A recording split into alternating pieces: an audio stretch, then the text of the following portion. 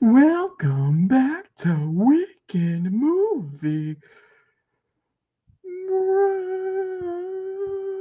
Sorry, everybody's sleeping upstairs, so I can't be super loud. But I am Jacob, and fucking wrong hand. That is idiot. Yes, he is. He's down there. And But you know, that's Magic Mike. If you watched which part one? one of this episode, you'll understand what that means. But that's Magic Mike right there. Not me. I don't perform. The microphone. Not anymore, at least. I don't visit Kentucky enough to know whether or not that's not true. Okay. Anyway, Star Wars. wow, what a transition. No, okay, so in seriousness, this is technically part two, but you can watch either one. Mhm. Does not really matter. This episode, we're going to be talking about Star Wars, Jonathan Majors, HBO Max, Godzilla, and a whole Max. bunch of other fun stuff. We'll talk about it. And a bunch of other fun stuff we're going to be covering in this episode. And yeah, we're going to start with good old something Zachary's been super duper excited to talk to me about, You have no idea. and that would be Okay. Star Wars Celebration. All right, once again, same thing that we did with CinemaCon. I have a list here. I'm going to name off some things, and mostly Zachary is going to tell me his thoughts and Uh, opinions on it. Is essentially what's going to happen. First off, there's one. There's one thing I'd like to say first before we continue. If you are a Star Wars fan at all, there is a video online from Celebration of Hayden Christensen coming out to the crowd. I highly recommend every fan to go watch that and just show what we did to help this man have a better life. When he walked out on that stage to do his interview, he about cried because of how many people were just screaming his name in admiration. And he deserved it. He really did. Whether you liked Obi-Wan Kenobi or not, he is such a good Darth Vader. And it was so cool finally for him to see to get the recognition he deserved. Because he's great in the prequels. Is he great in two? He has issues in two, but he is so good in three, and no one gives him enough credit for that. So definitely go watch that video. It's one of the highlights of Celebration. It's a really, really, really, really good video. I recommend. Same thing with very Indiana Jones. Harrison Ford had a great moment when they showed Indy at Celebration. It was a great moment too. So definitely go which watch those two moments in particular. we will talk about because this is technically Lucasfilm, which It's is why Indiana Lucasfilm and Jones is whole. in here. But Indiana Jones is a part of this list. We Mhm. basically talked about Indiana Jones at nauseum, but if we have anything else to say, we'll mention it when we get there. Star Wars, the list I have starts out with Andor Season 2. I cannot speak on this as I have never seen Andor, but I won't lie to you. And Zachary's going to be like, what? I'm kind of interested in it now It's so good, for some reason. I think I'm just like in a Star Wars mood, and it's like the only Jacob. like real content that I can consume on my own. I will continue to explain this show as I've done since it's aired. It is the Bourne franchise meets Star Wars. It is so good. The final arc of this season of season one is fucking amazing. It reminded me of War for the Planet of the Apes when they take the heist at the prison. That's how good it is. I don't know And what it's that not is. just because Andy Serkis is there, but it helps a lot. I've never seen that movie, so I can't speak to it. It it's Andor is and this and the final season, which is the final season, season two, will lead you right into Rogue One. They have told us already that the last three episodes of season two will be the day leading into when we meet Andor at the beginning of Rogue One. That's where it's going to directly lead into, which I think is fantastic. Because Tony Gilroy did direct Rogue One. Don't anybody else tell you any differently. He directed Rogue One. No one else. That's it.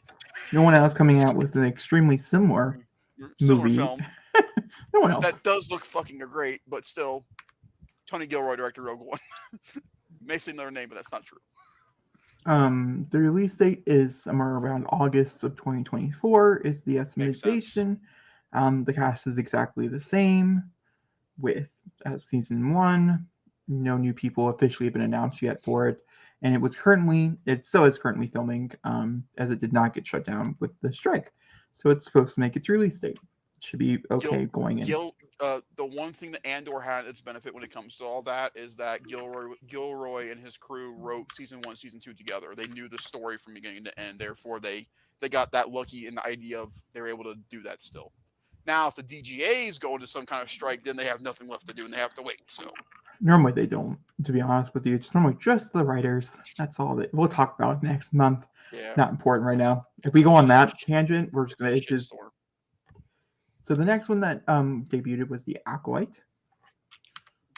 Okay, this is the one with Daphne Keene. This is set during the High Republic, and it's about the Sith. They are calling it a detective noir story set during the High Republic, where the Sith are starting to come out more, and that is all we know right now. It was slated to come out at the beginning of 2024, but now I'm hearing late 2024, like between October November is where I'm hearing right now for that. Um, they are having issues on set from what we understand, but they are fixing them and getting around them. They didn't show much at Celebration from what we understand. They did show a makeshift trailer that they put together some bunch of footage from when they were filming. I am super excited about this show, but they have not talked about it since the D20 the Disney investors meeting back in 2018. That was the last time we heard about the Acolyte um, So the officially. pitch for the Acolyte that Lisa Headland came to Kathleen Kennedy was like, I have an idea for Star Wars type of thing. Was Frozen meets Kill Bill. Hmm. For anybody out there trying to get more, I'm personally, I think the cast here sounds really, really good. So I'm excited for it just based on the cast. And I did read, Anything Daphne Keene does, I get interested in. I mean, I love Amanda Steelberg. I love Carrie Ann Moss.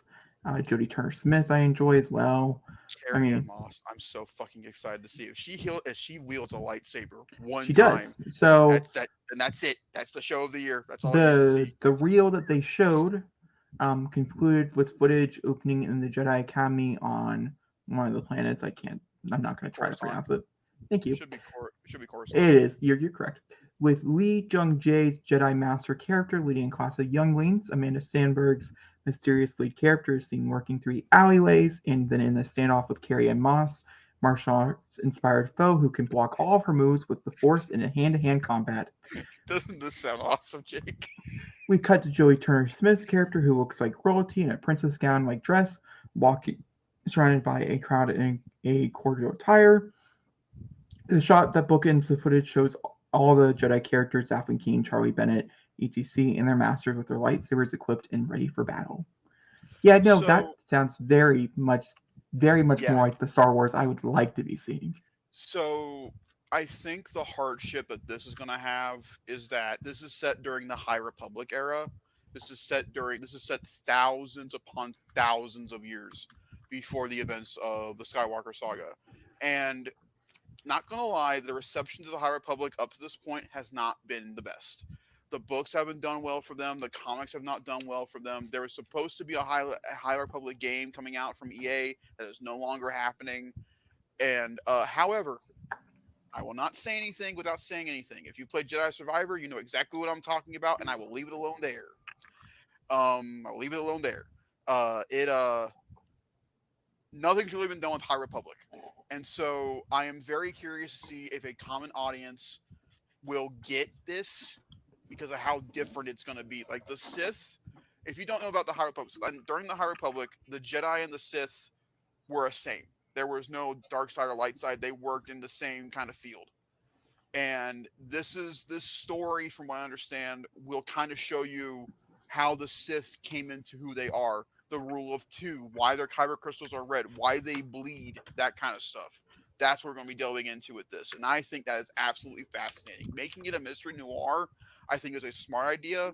They might get some comparisons to Blade Runner. I can totally see that happening for sure, but I think it can stand on its own if it's done well. And I know they're shooting on practical sets, much like Andor. So the show will feel more real than most of Mandalorian this past year. God, I hate that I have to talk about that show like that, but I do. It just, ugh. We're we got nervous, so we actually haven't watched it since we were watching it because we're to the episodes that people have said it are really, really bad, and we just haven't had time to sit down to watch. We're gonna watch both like back to back just to kind of Get them out of get the through way. them, and we just haven't had time to be able to sit down to watch both back to back. We've had time Take to your watch time. one on our own, but we're just like Take your time. It's fine. so. Once I do finish it, whatever month that is, we'll review the second half of Mandalorian. That could We'll be talk about it. 6 months from now, but we'll do it. We'll talk Could about be it. short. The next one that they announced was Star Wars, or not announced, talked about, I should say. Most of these were already announced prior. Is Star Wars: The Skeleton Crew, which is the kid one, Yes. This is going to come which out actually in sounds pretty December. good. This sounds really good. This is Jude Law. This is a bunch of younglings going on the run, and Jude Law is playing a retired Jedi Master who survived Order 66, and this is them running away from the Empire. This is in correlation with both Mando, Book of Boba Fett, and Ahsoka. It's part of the same universe, so this is an important one to watch going into Dave Filoni's movie coming out. Probably in the next couple of years. Definitely watch Skeleton Crew. It looks very. It sounds like a lot of fun. They compared it to like the Goonies and what Yeah, they said at yes, Celebration, that's what I was going to mention. This is from John Watts, who, which to me is an instant. Just yep, yeah, we enjoy John Watts quite a bit. I mean, the yes we do. directors that they have for this one, the Daniels, who we Oh also yeah, love, David that's Lowery, yeah. who you love, I don't love, but you love, Bryce Dallas Howard, who's done a great job with Star Wars already and stuff. She's done great to a point. You know I won't what? tell you when or where, but I'll tell you she's a low point of Mando. Is it 6 or 7? I won't say. I could just Google it. Seven's fantastic. I've heard 6. Is it 5 and 6 or 6 and 7? 5 and 6. 5 and 6 are the bad There ones. we go. 7 and 8 are the good ones.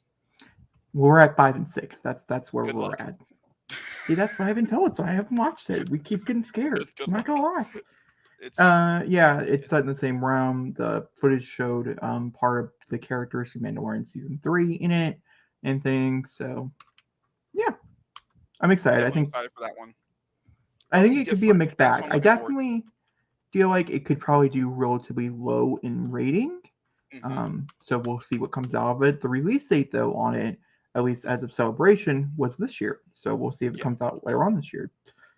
From what I have heard, December is their look at release month for the show. All right, we're gonna come back to the next one because it's the only thing we actually really got footage from, so we can talk about it in more depth. So we'll circle back and do it at the end, just because of You're gonna make that me reason. wait. That's Yeah, mean. you're welcome. Okay, so we're gonna move on to the film announcements. We're going away from the TV announcement. Once again, we got footage from one TV show, and we were I both really excited about it. I have one thing to say about these movies. I have one thing. Dude, take everything that we're about to say right now with a grain of salt.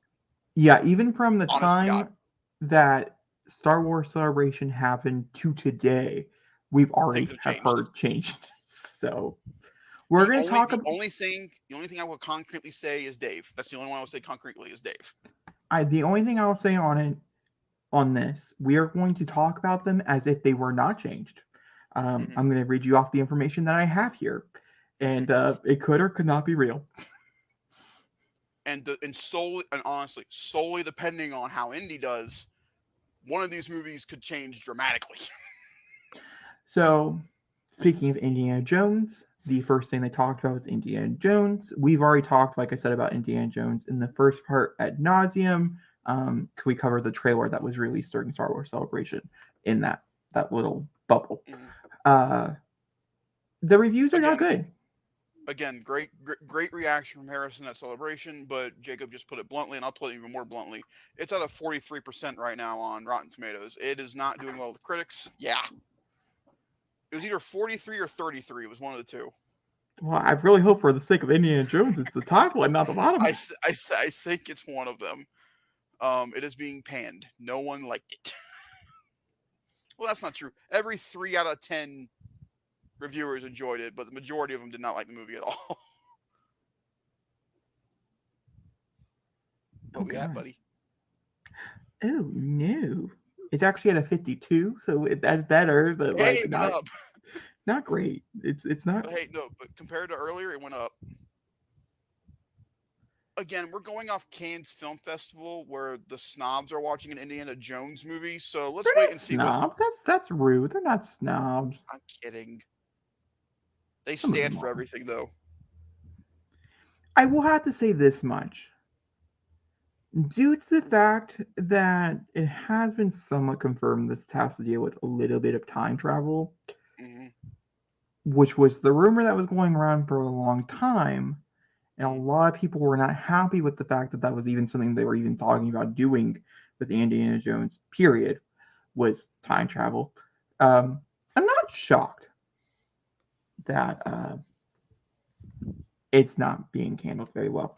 But my thing here, nothing can be as bad as him jumping in a fridge after a nuclear bomb goes off. That right there set the entire tone for that entire movie. What's Kingdom of the Crystal Skull at? Ooh, I didn't look. Let me double I'm check for you. curious. Sure. Kingdom of the Crystal. Now, we do have to remember that came out at a very different time. Oh, I know. I'm curious. So if this is a lot higher than we both are expecting, that's because it came out in That's why. 2008, which was a rough year for movies, if you did not know. Yeah. 2008 was Iron Man and the Dark Knight. It was a pretty good year. I'm talking about the world, Zachary. 2008 was a rough year for the world. We were in a recession. That's fair. Ironically, Indiana Jones likes to pop up when the world's about to crash because the world's about to crash again. Ironically, just in time for Indiana Jones to come out. That's a bit weird. Harrison, are you planning this? I don't. Anyway, it has a 77% on Rotten Tomatoes. It was certified fresh. The audience score, however, is a 42. Yeah, that's the other one. What was Though it again? the plot elements are certainly familiar, Indiana Jones and the Kingdom of Crystal Skull still delivers the thrills, and Harrison Ford's return to title role is more than welcome. Yeah, nothing screams thrills like watching Shia LaBeouf swing through the trees with a bunch of monkeys. Like, it has the same Rotten Tomatoes score as Harry Potter and Deathly Hallows Part 2. Deathly Hallows has a 77%? It sadly does. Wow, that hurts my soul. I wonder... Off track. Hold on. I have to follow through. No, you don't. My brain does. It's going to annoy me if I don't. Oh, no, it's the first part, not the second part. Okay. The second part is a 96. We're good. Okay. See, I had to follow through. Because part 2 is a fucking magical movie. Also, as much as I like Mads Mikkelsen playing a villain, he's never received well. Ever. No, he's not. He's just, so I don't know what that says, but he's never received well. Okay, moving on. The next one is actual Star Wars movies, the whole reason I'm over here. So I'll tell you the first one. This one is the Stephen Knight one, which I'm sure Zachary automatically knows what that means. This is the set 15 years after the Rise of Skywalker. Okay. How do I put this gently? Sure. This is stupid. I mean, there is no. You can't save this. You really, really can't. This is stupid. This is stupid on Kathleen's part. Does she really, really, really want to deal with this again? Why? Don't get me wrong. I'm very happy for Daisy. I'm surprised she came back, to be honest with you. This script got to be good. There's no way that she would come back if the script was not good. However, she did come back for 9. I didn't love 9, but there's parts of it I really liked. Jacob, you liked 9 for one reason and one reason only. It was for a short 5-second kiss between these two before he perished. Tell me I'm wrong. I'm so mad that he perished. I'm still on the side of the fence. He should not have died. Why? When Star Wars at the moment is on a high, why would you bring it back down again? It makes to be fair, sense. Under this one, it's still in extremely early development, which means it could be canned. It might get canceled. The original writers of it already left the project, which means they had to bring in new writers, which means it's definitely on hold. And Daisy Ridley probably came back because, sadly, even though she was a part of one of the biggest franchises of all time, she's still got no work off of it whatsoever. She has a new movie coming out that looks pretty good, and she's getting somewhat of an Oscar buzz for it, but that's still very early on. It might not even happen. So I could see why she decided to come back to the franchise. But to be fair, she was not the part that was super hated out of it. she wasn't a part that was really liked out of it, but there were people No, people cast on even worse than her. And everybody did agree by the ninth one, even though the ninth one has a lot of problems, Ray as a character up until the last like 40 minutes of the movie was actually showing some pretty good growth and some interesting places. Actually, to be honest with you, Ray as a character, because of the reveal in the ninth one, is actually a very interesting Star Wars character, depending on I where they take her. I agree. My biggest issue is not the fact that it's Ray or that they're going past Rise of Skywalker, is that they are doing the exact same story again. A Jedi comes out of retirement, goes to try to find a Jedi temple, breach a bunch of younglings. I'm guaranteeing you, one's going to go, no, no, no, no, red lightsaber, and we're going to go down the exact same path again. Like, I'm tired of it. She's already called herself Skywalker. I'm tired of that name. I'm done. I I'm ready to move on. definitely, I think that right there is one of the most controversial things that movie did. And I Yes, definitely feel like they shouldn't. I'm on the same boat as a lot of people. It's just not deserved. And she it's should have just just said, "My name's Ray." That's what it is. I am Ray. I am my own person. this That's what it should have been. idea that it needs to all be in house is the problem. Yes. You can do other families outside of the Skywalker family. It makes your giant galaxy that much smaller. And Star Wars is a galaxy of adventures. Use that term. These other two movies are using that term if they go So on. the next one would be the one that we just talked about, that might not go anywhere, and that's James Mangold. Yep. Uh, Star Wars is very known to give directors that they believe that Disney's movies are going to do well that don't end I up doing mean, well. let's call a spade a spade. Boba Fett was supposed to be a movie with the guy who directed Fantastic Four, and yeah, no, that didn't happen. Taika Waititi. Yeah, yeah, no, no, no, no, no, no, no, no. That's still happening. It was not Yeah, talked about at Star Wars Celebration, but it was confirmed via Hollywood Reporter that Taika Waititi's film is still in development. we will see. What the Squadron one that was That's supposed not to be a happening. no, I know. I said that was supposed to be a thing. The writers of Game of Thrones. Damon Where's that Lindelof, trilogy? Yeah, I'm just saying. Ryan Johnson, Oh, okay, moving on. James Magnoid. Magnoid. Can you say the name? I'm tired. Mangold. Thank you. Untitled Star Wars film about the first Jedi is what This this era is sounds now so officially labeled. cool. So I'm going to read you what the detail said. This will be a Star Wars film that follows the origins of the very first Jedi in the Star Wars timeline. The era is now officially labeled as the Dawn of the Jedi, set 25,000 years in the past, because of course, before the Old Republic.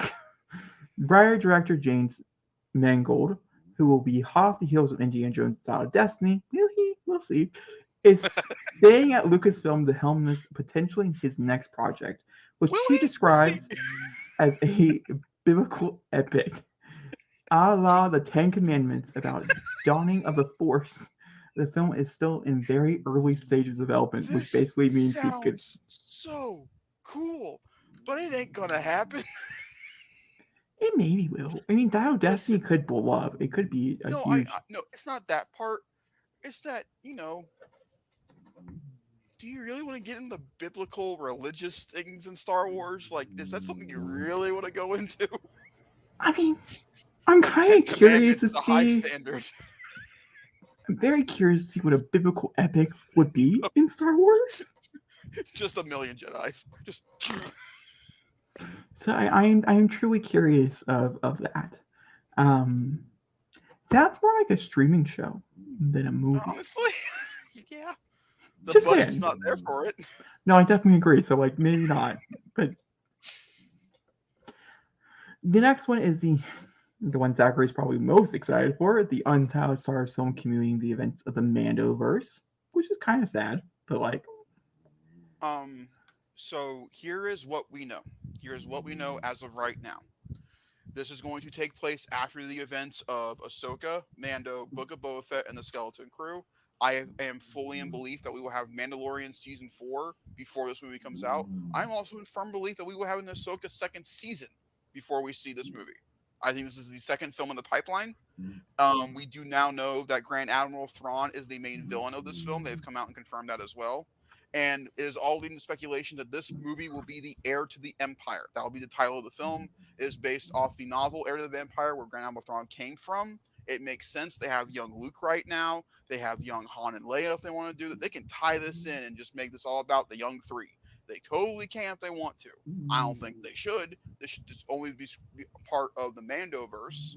Luke can show up, but this should be about Din, Grogu, Ahsoka, Boba, and these characters we've grown from these shows. That's what it should be. How do I feel about it being the ending of all this? I think it's fitting. I knew it was going to be a movie when they started all this. It makes the perfect sense. End it on the big screen. I think the final shot of this movie is going to be Din Djarin and a teenage Grogu standing next to each other, with Grogu wearing full Mandalorian armor, wielding a lightsaber. That'll be the final shot of this movie, and I will cry my eyes out. So, on that note, I do have some information that was released at Star Wars Celebration that I will grace the public with after Zachary's spiel. Ironically, it's relatively similar, but also not. So, let me read to you. This will be the Star Wars film that wraps up the events of what fans are now calling the Mandoverse, which is basically the interconnecting stories of The Mandalorian, The Book of Boba Fett, Ahsoka, and other possible upcoming Disney Plus shows set during the New Republic era, after the Age of the Rebellion, the original trilogy, and before the Rise of the First Order and the sequel trilogy. Having directed episodes across both shows, George Lucas' own protege, David Filoni, will be helming this project. This film is still very early stages of development, and like I said, very familiar to what you just heard. But just in case anybody wanted the same details, just extra, I got it. If you wanted to explain in layman's terms, he got it for you. I did the nerd version. Exactly. And some people need that. Yeah. Alrighty. Now let's go back up into TV shows and let's talk about a TV show that got a release date. August. I actually don't remember. Oh, I do. Yeah, you're right. 16th? I don't actually know the actual date, but it is in August. I'm guessing around probably August 11th, August 12th. So we have Ahsoka. Okay. I've talked to you about my thoughts on this. I have not heard anything from you. Nothing. We've kept this between just for the podcast. So, Jacob, finally, spill your guts. Did you love this as much as I did? Oh, no. Okay. I don't want you going into this freaking out. Let me explain. Can I explain? Let me explain. Damn it. It's Ahsoka. I thought this was a sure win. So did I. We were both on the same page here of thinking he was a sure win. I personally, I'm gonna explain it. I personally am excited to go on this journey. I'm excited for Ahsoka. I have some thoughts and opinions on everything else. Like okay, I think visually it looks quite stunning. That's not really shocking though. Like even Zachary can have his points about the volume and shit like that. I have never had any problems with the volume except for movies. In TV show form, I've never had any problems with it. But then again, I'm not, I'm not there yet. But as of right now, in the first 4 episodes of Mandalorian season 3 and everything before that and things, I really enjoyed the volume. I can't really tell the difference. I think it's a seamless, creation. Once again, who knows? Maybe the next 4 will be wrong. Who knows?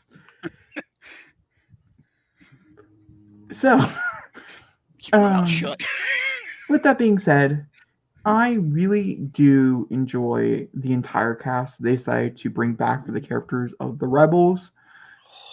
The thing here being, I'm not familiar with Rebels. I didn't watch Rebels. I'm currently Disney Plus, in case anybody else wants to catch up like I am, because I'm fucking confused. Actually has a timeline order for the entire Ahsoka journey. I don't agree with it all. I'm not going to lie to you. Honestly, there's parts of it that's been pissing me off, because I'm like, you're missing such great things. But it's the sped up version. Is it weird that the Mortis trilogy is not a part of that timeline? That's a very important arc for her and Anakin. I got nothing for it, Zachary. And I really liked Ahsoka in the little bits that we saw of her in Mandalorian and Book of Boba Fett. So overall, I was very impressed with this trailer. I guess in my brain wasn't expecting the Rebels characters to be so like intertwined with the story, which makes sense after I thought about it and things. But when I first saw the trailer, I wasn't expecting it. Mhm. And so there's a lot of it that I was like, I don't really know what to grasp here. Like there's things about it that I think look really, really cool.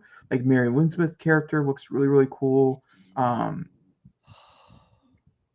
Sabine looks phenomenal, but I don't know these characters. I just think they look cool, and I'm excited for the casting of them because I really like the people that, that are portraying them. I think they could do a really good job. Also, I do know who General Admiral Thrawn is, even though I don't know Star Wars Rebels. That is a villain that I think a lot of people should know if they're fans of Star Wars in general. Mhm. And I'm very familiar with the relationship between Ahsoka and Thrawn in general, for a multitude of reasons, but I'm familiar with it. So I'm both excited, but Mhm. also nervous for Okay. it. I think this could be fucking phenomenal, but Mhm. I could also say the same thing of saying it could also be absolutely horrible. Mhm. I have a lot of faith in Dave Filoni, but just like Zachary said, when you have too much good things, Mhm. bad things follow. Mandalorian eventually did take a downward spiral. Book of And I Boba will. Fett, for the most part, was unwatchable. Mhm. So I am getting nervous for other TV shows set in the same verse that he is following, because if he's not directly involved with everything going on, Yeah. then it doesn't always work out. So I'm at a headspace of two things with this. So, because I can talk about this part of Mando without talking about the show. My But biggest issue with that opened that shot right there. Then I I know. see her, and I'm just like, maybe I'm wrong. So my biggest issue with Mandalorian season 3 was honestly the fact that Favreau was the majority of the writing. Dave Filoni is credited as writer twice in the season. He's credited at the beginning and he's credited at the end. And you can definitely tell that because when it's just Favreau, I love Favreau to death. Jacob knows this. He does not write Star Wars by himself very good. And I have more faith in Filoni because Filoni wrote Clone Wars. And the writing in Clone Wars, when you get deeper into the show, same thing with Rebels, it is a dark, mature version of Star Wars that we don't get very much. I cannot explain to you guys how excited I am for this show. But Jacob's point is completely true. This show has a massive thing against it, and it's the Rebels characters. And I hate saying that, but it's the truth. As a hardcore fan on this side of the screen, I've seen Rebels. I know this story. I know these characters like the back of my hand. I've been through the shit with them. Jacob, on the other hand, has not seen Rebels. He doesn't know who Hera is. He doesn't know who Kanan is. He doesn't know who Zeb is. He doesn't know who Sabine is. He doesn't know what Chopper is. He doesn't even know who.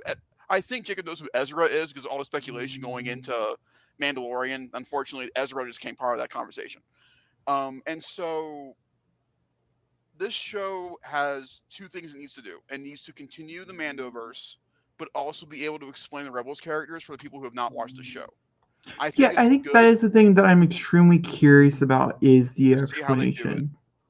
Because so basically, where this show takes place is right after the events of the end of Rebels. If you've seen Rebels, you know what I'm talking about. Since my brother has not seen it, I know he's going to have to watch these episodes leading into Ahsoka. I will not say what they are entailing. But with how Rebels ends, and there's a certain shot between Sabine and Ahsoka in the trailer that kind of explains to you what's happened, there is a time gap. There has been a clear time gap between Rebels and Ahsoka from what's happened. Um, I have a gut feeling that a certain character is not going to be in this show very much because I think he's dead. They're not going to explain how or why, but I think he died. And I can't really talk about the trailer because Jacob hasn't seen the show, and I don't want to ruin anything for him because it correlates from Rebels into Ahsoka. It completely correlates, so I really can't talk about it in that sense. Which I get. The animation side of Star Wars is very hard for people to get into because of that word, animation. People do not like that word, and so therefore they will not watch that content. And I get it. But And to be if honest with you, I Rebels just came out at the wrong time. I just wasn't really into Star Wars when Rebels came mhm, out. I had watched the first season. Me and Zachary watched it together after it aired. He mhm, was like, it's so good. It's almost as good as as Clone Wars is. I think you're gonna love it. And I wasn't very blown away by it. And from what I understand, it's like season 3 or something like that is where it gets like top notch No, good it's the season 2 finale or to something where the out of those. show finally kicks in the high gear. And if you're a Rebels fan, you know exactly what the fuck I'm talking about because it's a moment you'll never forget. And because I'm such a big Ahsoka fan, she's like probably my favorite character out of the entire like Star Wars franchise. I do know some things that happened in the Rebels era What because of do you her, know? just all the things we've already talked about. Like the Vader fight The and that Vader kind of stuff? fight, those type of things. That's the ending of season 2. That's the ending of season 2 is the Vader fight. It's a very integral part to that story, and Ahsoka's very integral to Rebels all the way through the end. In And which so, I guess because Rebels was presented as this whole new cast of characters and mhm, things being a part of the Clone Wars, but it wasn't directly tied in, especially the first season. There's only like a yeah, few references here or there. I think that's part of the reason why I feel like if Ahsoka was probably more prevalent through the beginning or something of those lines, I think I could have probably have jived better and I could have probably mhm, finished it. For instance, the Clone Wars, the TV show, like the final season, the part that I liked the most was the parts with Ahsoka in it, outside of the parts that weren't. the Like the final final 4 four episodes, episodes were perfect. it's That is just top tier Star Wars content, period. you're never going to get anything better than that, man. It's just huh. Now, I want to open this up to the audience. I want to open this up to you.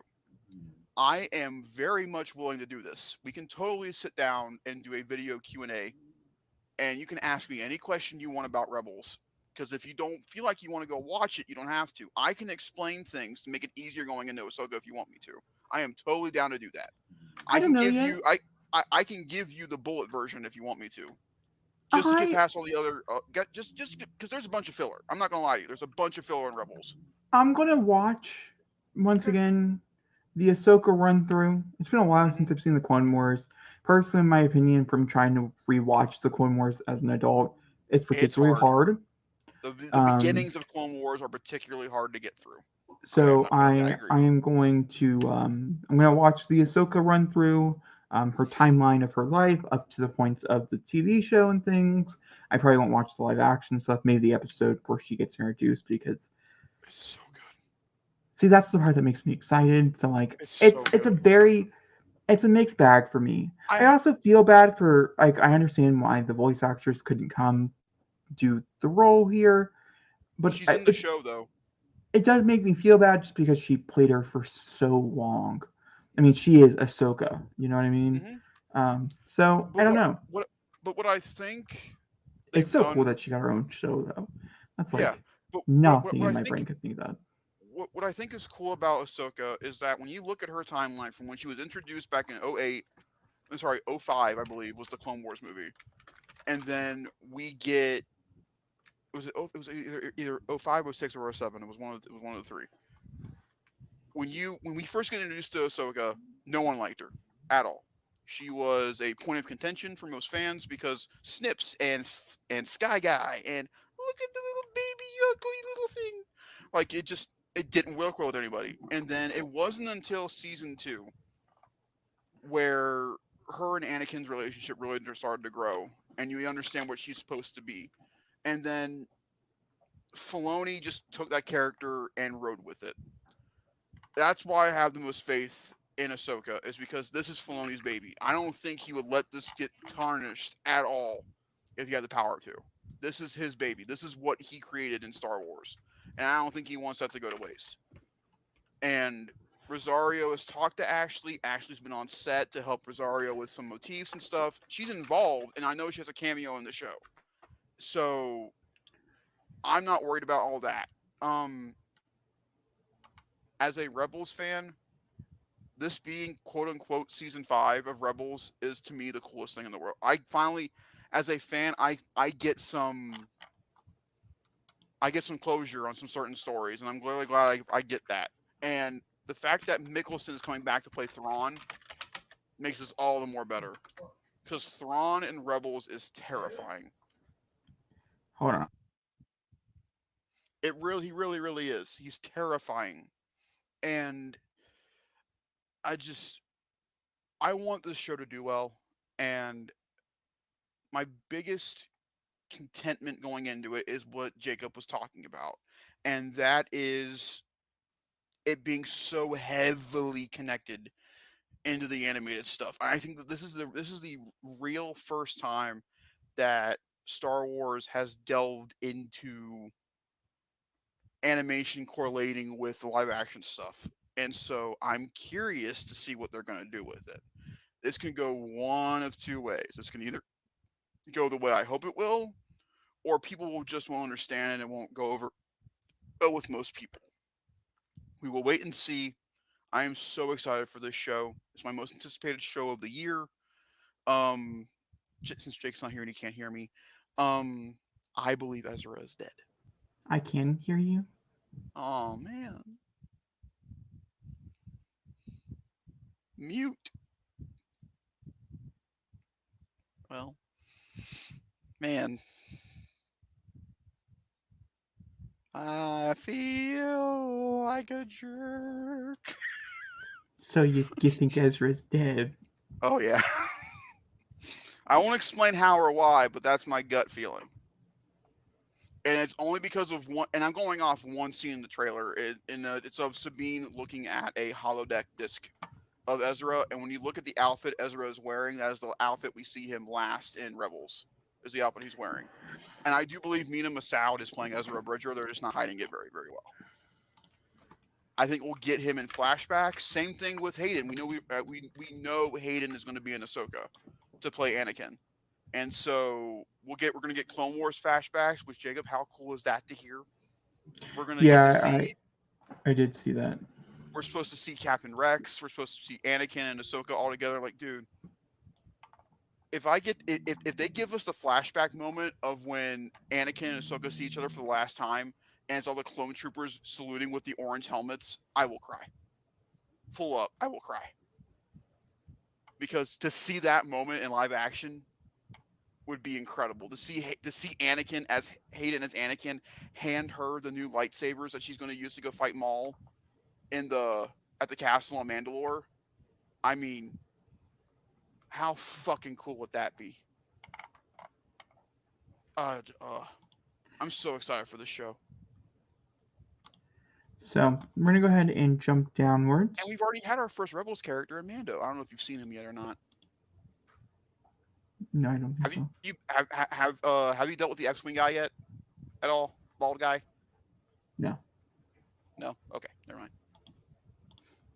So we're gonna move down to the Max HBO Max streaming service. To be honest with you, with this one, I'm just gonna kind of explain what they're doing with it. Zach's Yeah. gonna tell me if he thinks it's a smart. They've been talking about doing this for years now, so Year. it's not Yeah. really a big shocker. But for people who don't I know, think the name is stupid. That's my big takeaway. I think the name is stupid. so essentially what's going on here is we have HBO Max and Discovery Plus, who are both pretty well subscribed, not greatly subscribed, but well subscribed plans being merged into one. I actually think this is a really stupid idea because David Zavalov had talked about so much how he wants to sell the company to Universal. That's been like a rumor for like 3 years now, 2 years now. Their contract ends next year, so they have to wait until the contract ends. And I understand you want to bump up your own streaming service, David, but like, come on, Zavi.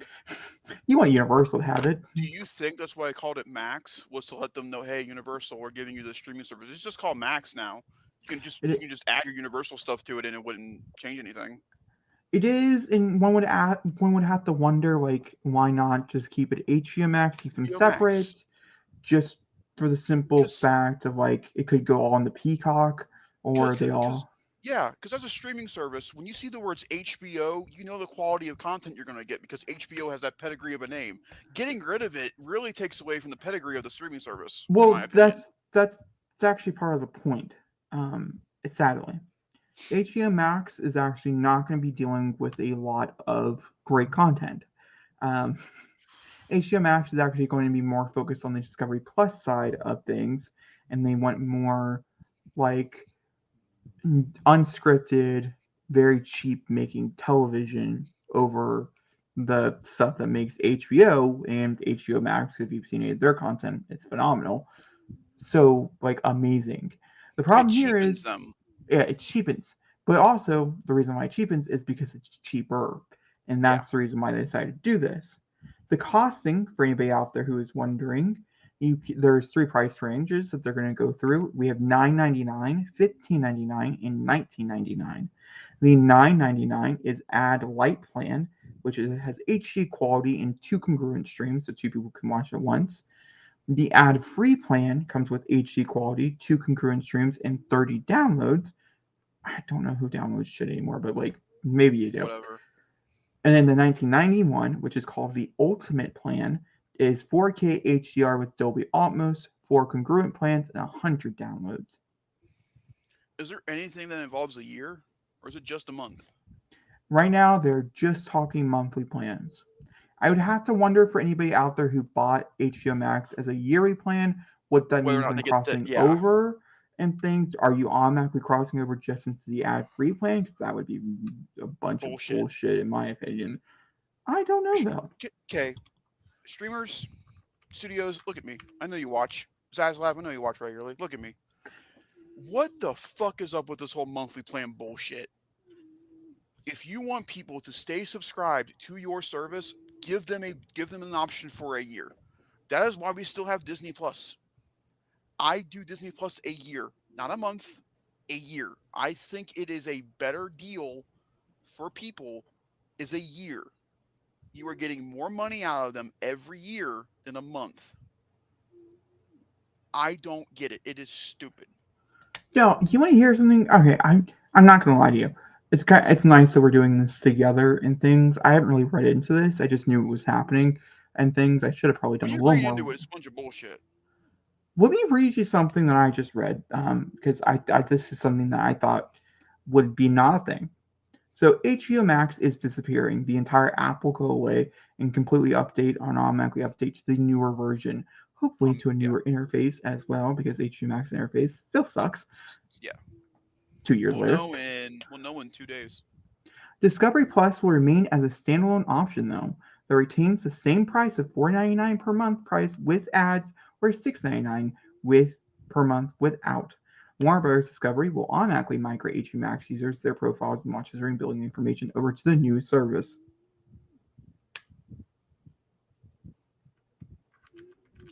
That makes no fucking sense. Why are you doing that?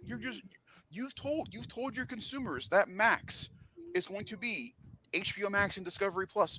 This is the whole HBO thing all over again. HBO, HBO Go, HBO Now, yada yada yada yada yada. Why have multiple apps for the same thing? Unless Discovery Plus will be different, which I doubt it. That So makes no yeah, sense. so what they're talking about is like at the press event for it, they talked about how the Penguin will be on this, the Big Bang Theory spinoff, the fresh take on the Conjuring will be also on this. Um, This is where the fucking Harry Potter nonsensical bullshit will be. Harry Potter reboot, which I figured we can talk about at the very end of this conversation, talk about that just in its entirety. Um, Makes sense in a way Still as it pissed. favors neither HBO nor Discovery and aligns with Warner Brothers. Discovery goals of making the app seem like an all-encompassing service. They'll have a wide range of content after all meshing together. Then Discovery Plus, call it WB Max or mishmash of something. unscripted shows. So it's going to have like Fixer Upper and Doctor Pimple Popper, along with the arrays of content of like Succession, The Last of Us, and Game of Thrones. The interface is also being updated on the app, so hopefully that means that the It's app will better. not be as buggy and things. 'Cause that's been a huge problem. And also, I hate the fact that HBO and Disney are doing this. They're getting rid of content too. Like they're taking away content My big thing, I'm very excited to talk to you about Disney stuff next month. We with the cover whole Hulu May with the Hulu with stuff. It's the Hulu, and I understand why. Once again, interestingly enough, HBO has never had the biggest amount of like subscribers, and so they can't afford it. I never actually really thought about streaming services having to keep up with like the yeah. pricing for the movies that they keep on there and things. That hasn't really crossed my mind before, and now it makes complete sense and stuff. But interestingly enough, Disney in the last quarter, which we'll talk about, lost 7.3 million or 6.2 million subscribers. That's 6.2 million people who are not paying, which means they cannot. I don't actually think putting things back in the vault is a bad thing. I just don't know how much I feel getting rid of things that are not even like a year old yet, Yeah, such as Willow. Willow was the big takeaway that a lot of people were But mad but about. but there's an update to that. Willow was staying on the service. There was enough backlash to that Willow was staying. That's the only thing that's staying out of that I bunch that's think gonna if get. you give it a full year and it still has yet to find an audience and people are not watching it, then yeah, I Then I get it. understand. I get it. But are you But Willow's putting not in been the out for a vault year. or are you selling it like HBO sold everything to Roku? Are you putting it on a different service that people have to go find? Or are you putting it away and then bringing it back out 5 years later, making it fresh again? Because that's the whole reason about the vault. The vault, like if you put Aladdin in the vault, for instance, like the original Aladdin, you can't buy it anywhere. You can't buy it in retail It's stores. You crazy. can't buy it, on streaming. It's gone. And that's the whole point. So when it comes back out of the vault, it's like It's this a crazed big hot deal. topic, which it makes sense and it makes complete sense. The But way they do they really think the items that both HBO and Disney are putting in their vaults will have the big comeback they want to think that they're going to have? They're not going to. well, see, that's my thing. I want them to be very clear on not HBO. HBO doesn't have a vault. HBO is just selling their content. I mean, they're selling it like it's nothing. And sometimes not even putting it on a streaming service. Like for instance, I wanted to watch. This is kind of important to the conversation. I wanted to watch Love Life, which is an Anna Kendrick TV show that premiered with HBO Max. It's no longer on there. They took it off during Christmas of last year, which I did not know. I wish I would have known. I would have watched it like 40 more times. Okay, it brings me a lot of inspiration when I write and things. And I have to buy it now if I want to watch it. It's only available to purchase. It's not even That's available on a different streaming service like Roku or something. Whereas a lot of the TV shows that they sold went to Roku because Roku is a free app and things like that. But a lot of people can get on random shit. You don't have to have like a Roku channel, like a right. Roku to download Roku. Yeah. Um, which I guess in a way makes sense or whatever, but it's also really annoying. But then again, you have things like Lovecraft Country that they kept on HBO but also sold. So like I don't understand. Well, I It's mean, look at Avatar. Look at Avatar. yeah, but Avatar on June 7th is Disney and HBO Max both. that's been a thing for a long time now, and that's for the Fox deal. That's why that's that way. For instance, like when Free Guy came out, Free Guy was on both services. Not for us because it didn't come over to Americans, but like the UK or whatever, it was on the UK Disney Plus. It was on Hulu, I think, in the US, but it was also on HBO Max. It was Now on it's on both. Disney Plus. Now it's on Disney Plus. Yeah, now they officially have like circled everything over, but still, that's because of the Fox deal that went in before the merger. It's still weird seeing the Spider-Man movies on Disney Plus and Venom. And then also, I understand you're putting more content on there, such as the Spider-Man movies, and you have to make up for the content, you know, that you're putting on there by taking off content. Like Netflix, for instance, removes content every month to make up for the new content that they're giving you, new But or that old. but there's a thing though. Every month on Facebook, when you look at Netflix, they give you a monthly calendar of what's leaving and what's coming in. If Disney and HBO Max are going to do this, they need to do the same thing to let their audiences know, hey, you have this amount of time to finish up these shows or watch these movies again if you want to watch them before they leave. Because you can't just say, oh, well, we're removing things when. Oh, we're not. We'll figure it out and tell you then, and then not tell us. Like I know I'm complaining about the Mighty Ducks Game Changers show or the new Turner and Hooch with Josh Peck. Like it's those kind of shows that are being removed from Disney Plus, and still, but though they're barely even a year out, and also Mighty Ducks did very well for the streaming service. They got 2 seasons. Everybody loved the show. Why get rid of it? The freaking John Stamos show is getting removed too, and I'm like, why? They're doing well. Audiences are watching them. It makes no sense. Once again, But we'll on the talk Max about it. side, I have a sorry, I'm reading this article, which is where I'm getting the information from. Thank you, The Verge. I normally do link all the articles I try to The down Verge is a below. great source. But there's a line here that Zavi said back in Hmm. 2021 that I want to read to you because Okay. what the fuck is he on? Netflix is a great company. Disney is a great company. But we have a portfolio of content that is very diverse and broadly appealing. If so, why are you not doing better in the streaming wars? We think if we combine our apps together, we could be up to 400 million homes over the long term. For instance, for anybody out there, the number one streaming service still to beat is Netflix. Yeah. Netflix is currently in 230 million homes. And that's with them going on their uprise. If anybody remembers last year, Netflix hit a gigantic downhill spike that lost them almost 100 million subscribers. So that's And Netflix going back on its up. That's on its as of upkeep. right now, HBO globally has this is all global, but 96.1 million subscribers. And he really thinks putting the Discovery stuff on that app is going to jump it that high. What's the count rate on Discovery? There I isn't one. guarantee. It's not announced. So again, he's giving this information, stating this fact when we can't even look at the facts to whether or not it's going to be validated. With the new update, they're hoping in the next quarter to raise up to 130 million subscribers. When does the quarter end? Quarters are in groups of 4.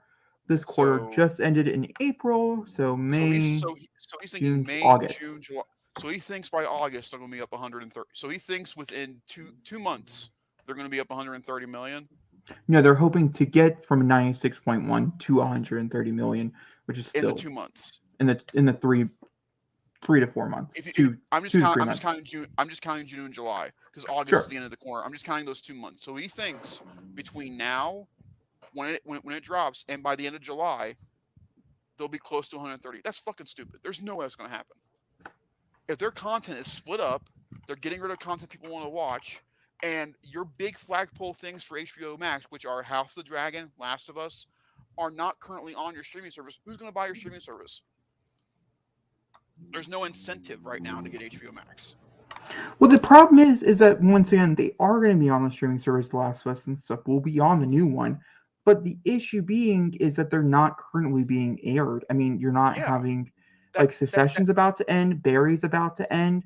that's what Like, I'm saying is that they oh, have okay, nothing right now as a flagship title for their streaming service, and and they I bet and their idea is that well, we're bringing over Discovery stuff, now bringing people who the 65-year-old grandmothers who want to sit home and watch Fixer Upper, sure, but none of your like so. main audience is going to come in for that. But you're not even getting rid of Discovery Plus as an app, which is going Yeah, to have everything that they're already watching on.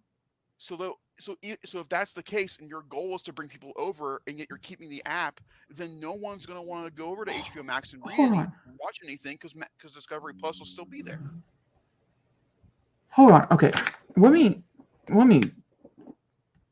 Okay, we've moved on to Mashable. I don't know how credible source Mashable is. I mostly came over here because they have a content like list of things that are going to be added on to the service or whatever. But there's a line here that caught me off guard. Let me read it to you. Okay. Users who already subscribe to HBO Max or Discovery Plus will either see their apps update automatically or be directed to download the new Max update. Discovery Plus will still be available at a lower price if all you care about is verifying Property Brothers. However, all of its content will also be on Max. So again, What's if the you're fucking point? so again, this is what I was saying. If your goal is to bring over those 30 to 50-year-old customers from Discovery over to Max, then get rid of Discovery Plus.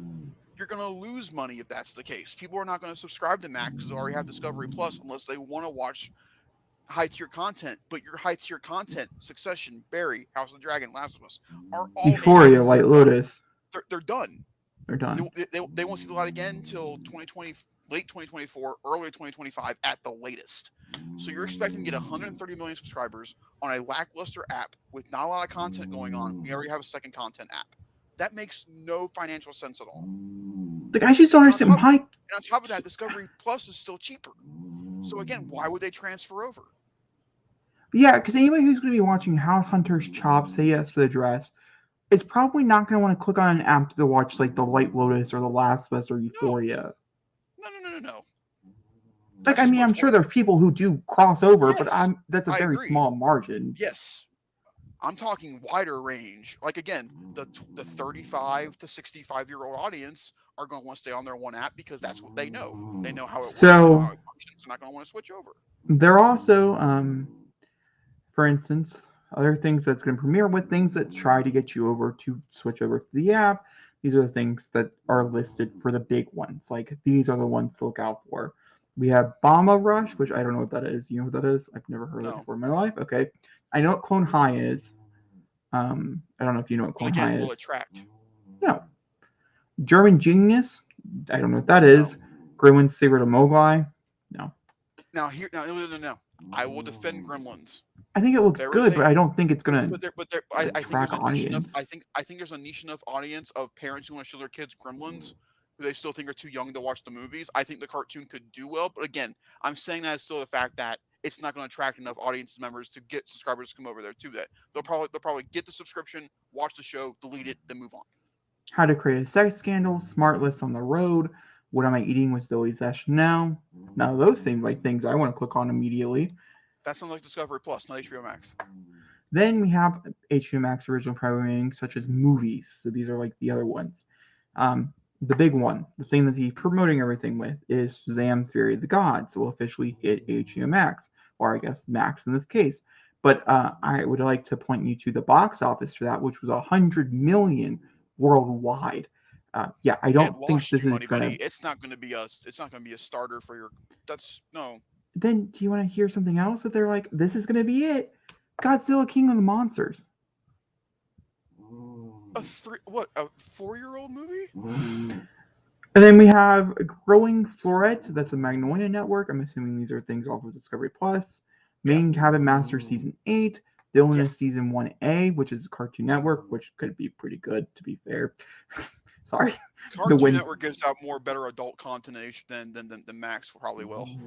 Windy City Rehab, which is an HGTV show. And Talking Sopranos podcast. Who is going to describe to you to listen to a podcast? But you anybody? Probably listen No to one. it on Spotify. Where you can listen to us too if you're not currently. But Jacob, what is their flagship title? What is their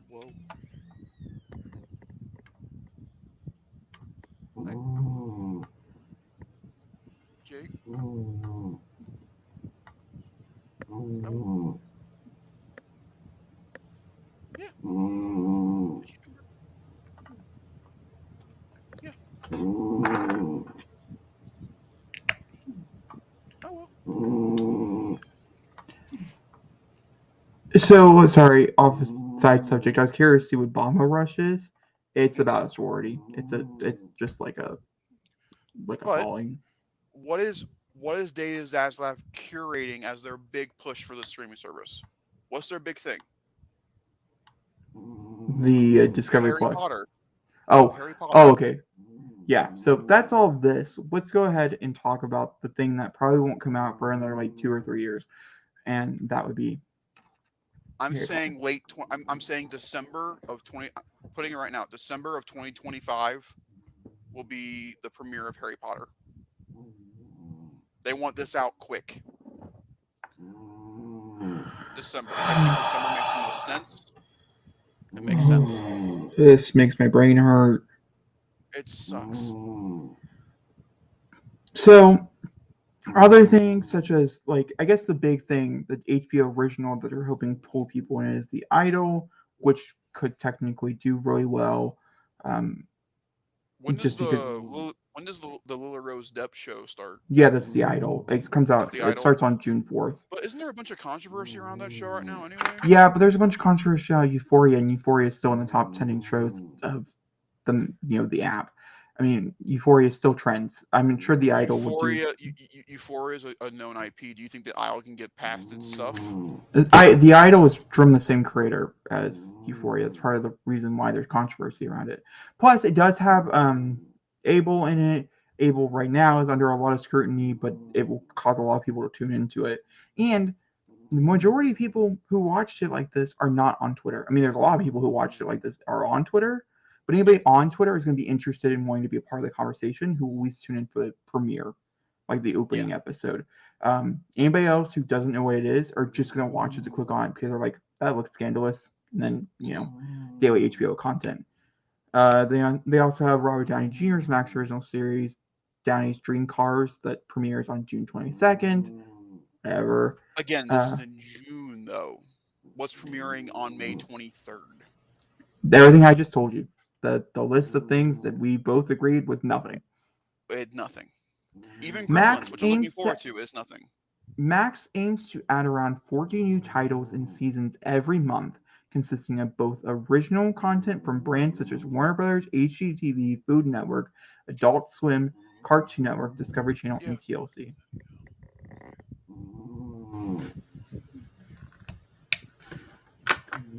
Yeah. Yeah. I can. Yeah. No, I can. So yeah, that's okay. Feedback. This sounds so stupid. I'm hoping the app's better. I mean, I just hope the interface is better. Maybe that's what can come out of this. But the elephant in the room to me is Harry. Yeah, I mean, is it necessary? once No. again, I still am on the side of the fence that I think it is about time. I think we are officially there. I only say this. It's Deathly Hallows Part 2 is officially going to be 10 years old, yeah. which means it's officially time for new audiences to come around. I can counter this I mean, I just for watched them. They one, still hold up. I'm not saying that. but I can counter it with that. There are still families and parents who are showing their youngest children these movies. They are not showing them new content or anything. They are still showing them the Daniel Radcliffe led Harry Potter movies.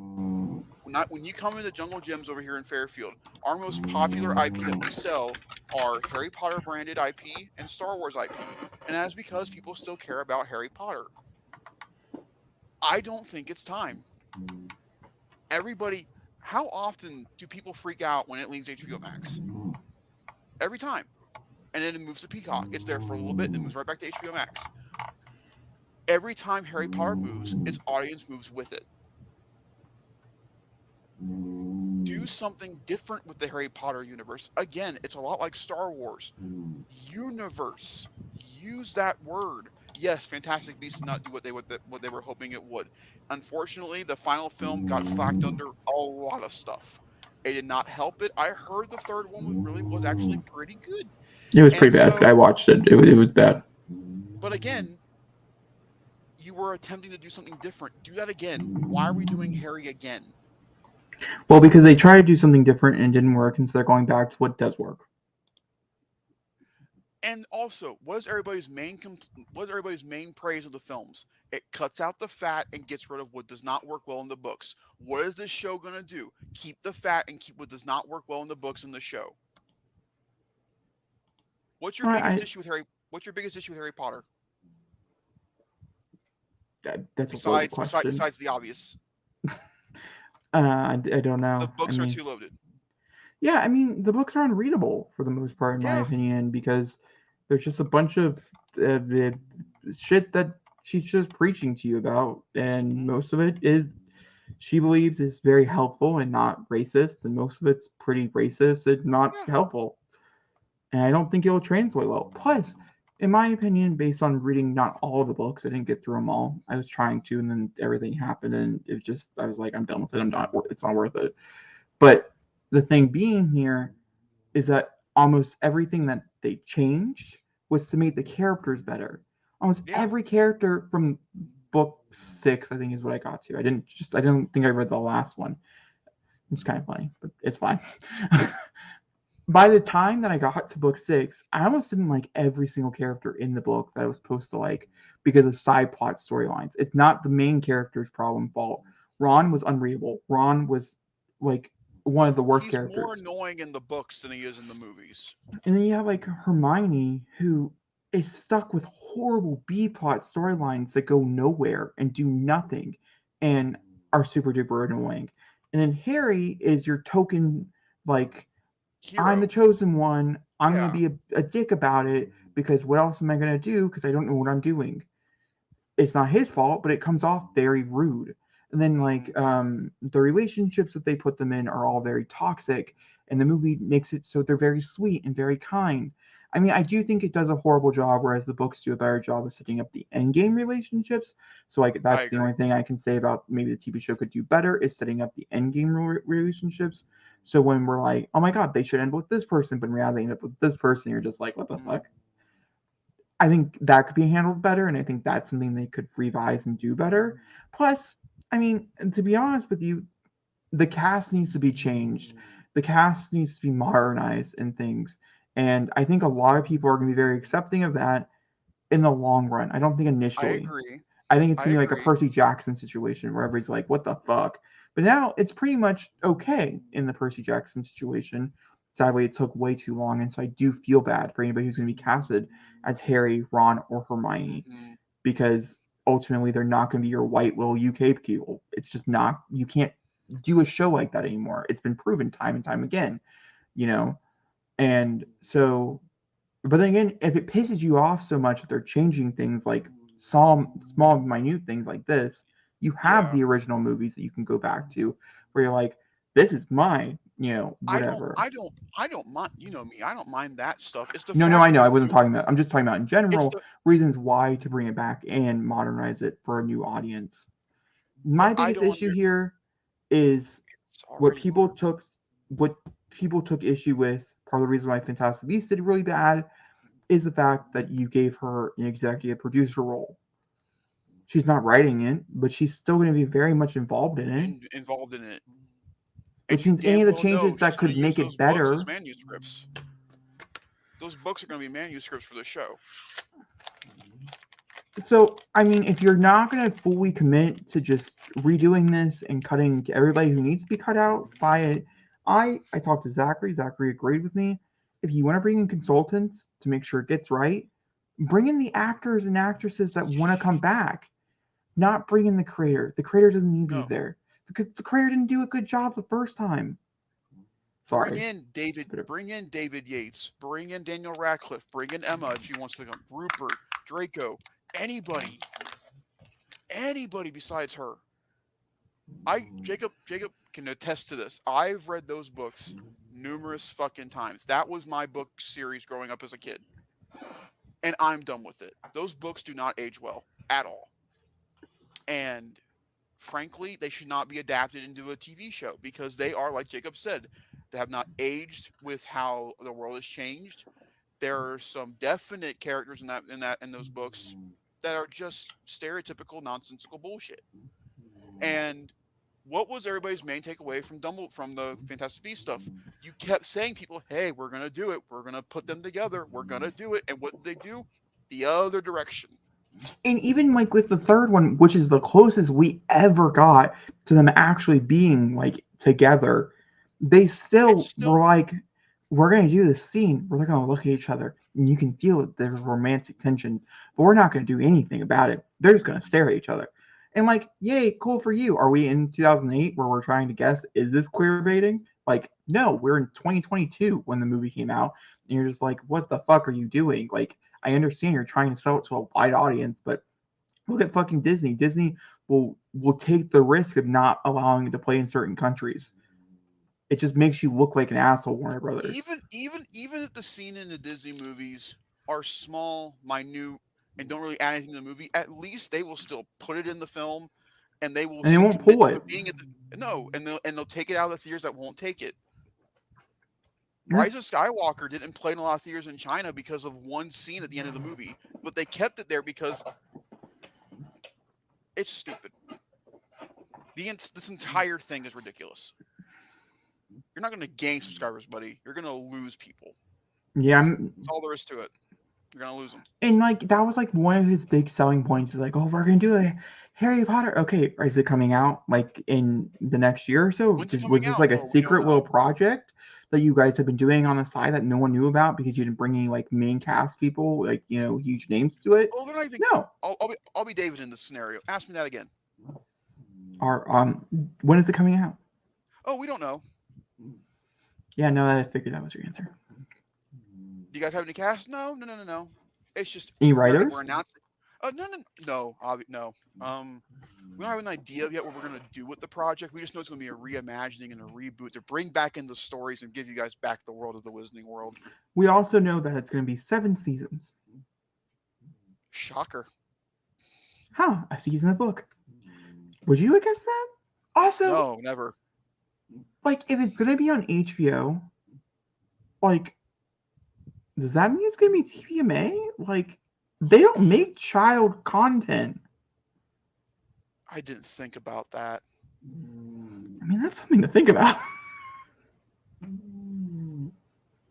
Is there anything... I have to think about this. Is there anything that can relegate that? No, because they described it as their new Game of Thrones.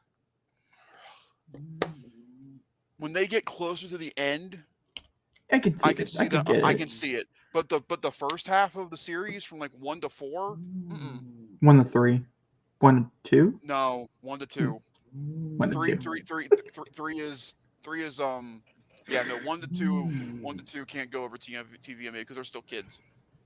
No, it can still go over TVMA. That's fine. But it's just like, what's the point? Isn't the point is to grow the audience, introduce it to younger kids? If this is an adult TV show, again, like that's what the movies did better. I think will do better than the show will. The audience grew with the rating. They went from PG to PG-13, and that's where they stayed. And the audience grew with them. You're asking people to grow with this cast when in reality we'll get season 1 in 2025, season 2 in 2027, season 3 in 2032. Like, the gaps are going to be too big for you to grow with this new cast of characters because it's going to be too wide. And I guarantee you it won't be the same kids from the first season to the 7th season. They're going to have to age them up dramatically and get new actors. Yeah, I would really have to hope that they... I don't know. How on earth do you commit an 11-year-old child that long? Well, go ask Daniel Radcliffe. It's different with movies. You're asking them to commit to a 7-season show. Ask Boyhood. Sorry. Oh, that took 14 years to film. That was a good jab. High five. But it's the truth, though. It's the truth, though. How do you commit them to a 7-year gap? Well, that's not actually that hard.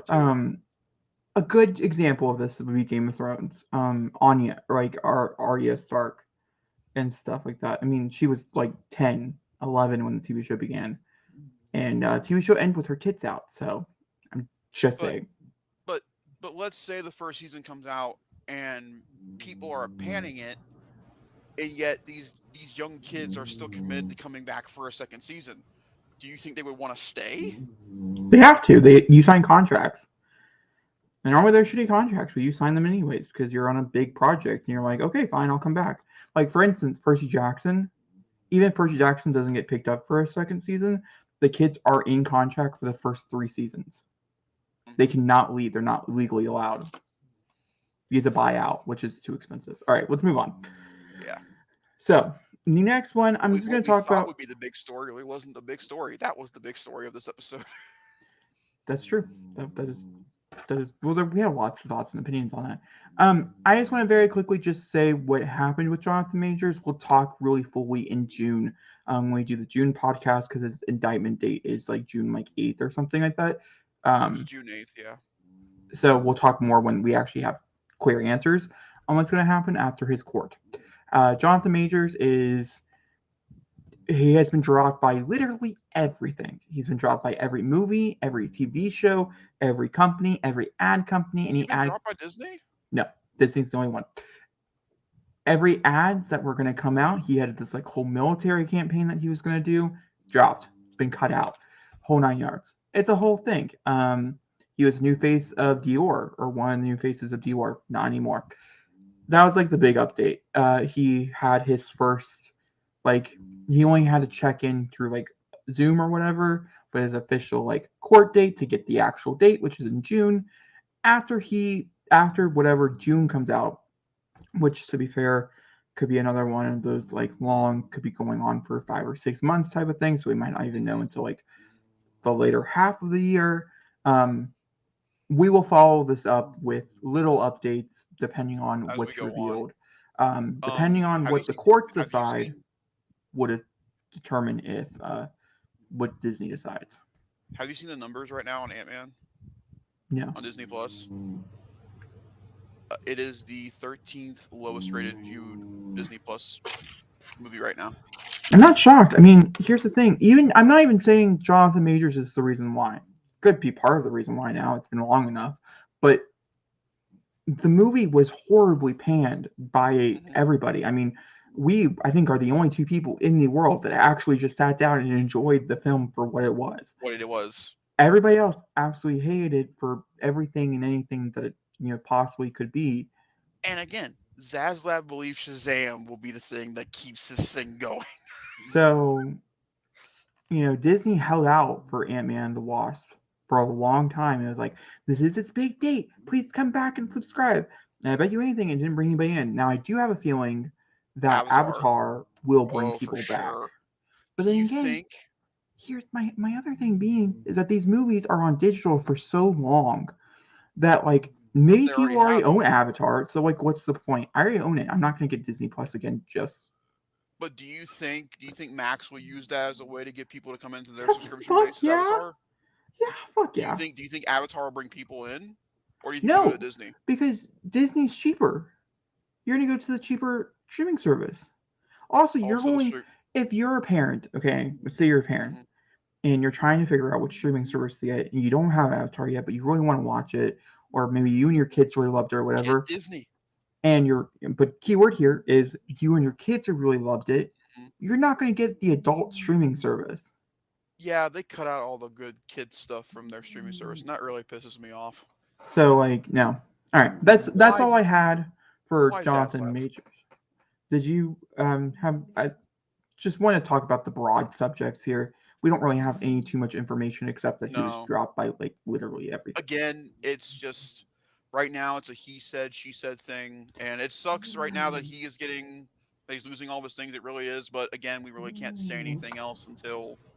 The only thing that pisses me off the most about this entire thing is whatever, like, I mean, if it is true, it does come out that everything that he's been accused of is true, then yes, he deserves everything underneath the sun. But another person who's going to be in a movie here very soon in June was never dropped from any of their deals. And I'm not going to say that person might be white, but I also might say that person might be white.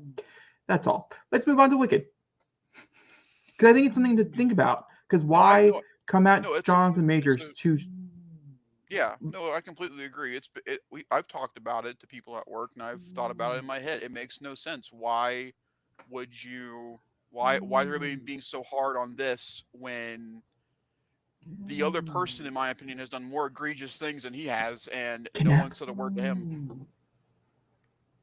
I mean, yeah, Okay, moving on. The next thing is going to be Wicked set photos. These are Wicked set photos. Pun. We have a few things. Everybody. You're very welcome. We have a few things to look at. It's mostly they've been filming outside, so we have a few new images of a few actors and stuff. These are new? New, yeah. Came out in May. Oh, okay. For anybody who's listening to this digitally, there are chapter times in the video one, so you can just go to the one that says Wicked Zip photos on it and be able to click over to it. So if you want to look at them yourself with us, they'll be on the video.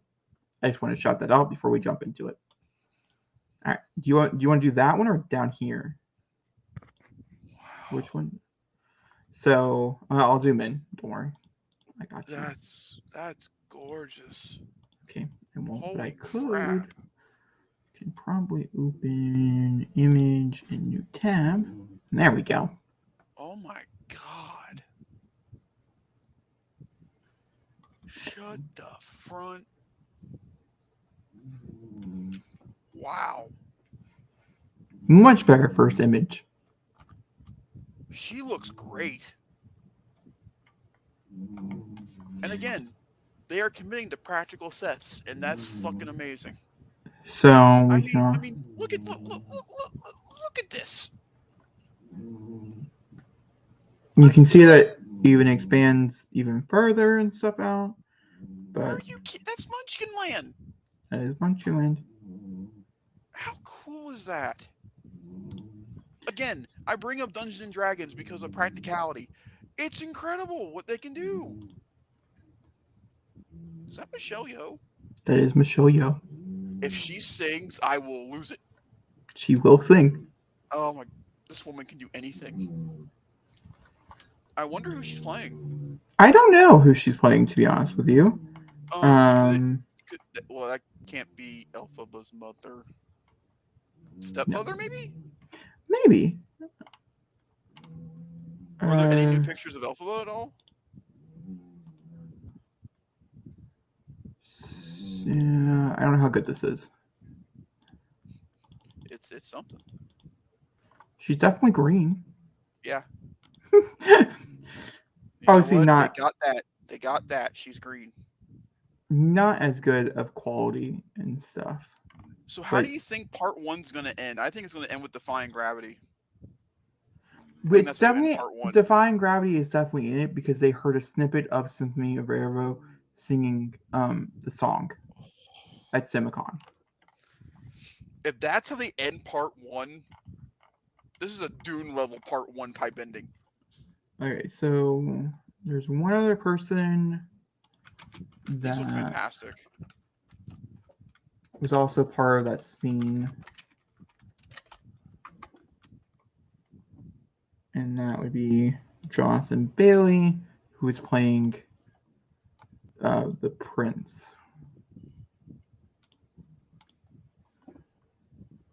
And so we even got like a closer up look at. God, the costume designs are incredible. I mean, the details and stuff is like that's insane. So cool. So for people who don't know what we're looking at, can you explain Wicked to people? Because I know it very little. Okay, so Wicked is the prequel to Wizard of Oz. This is explaining the story between Elphaba and Glinda as they start out to becoming very close friends. And then Elphaba is treated very, I don't want to give the whole thing away, but treated very horribly. And it's about her villain arc while Glinda is continued to be, the princess and things. So Disney attempted this like a couple years back with Oz the Great and Powerful, correct?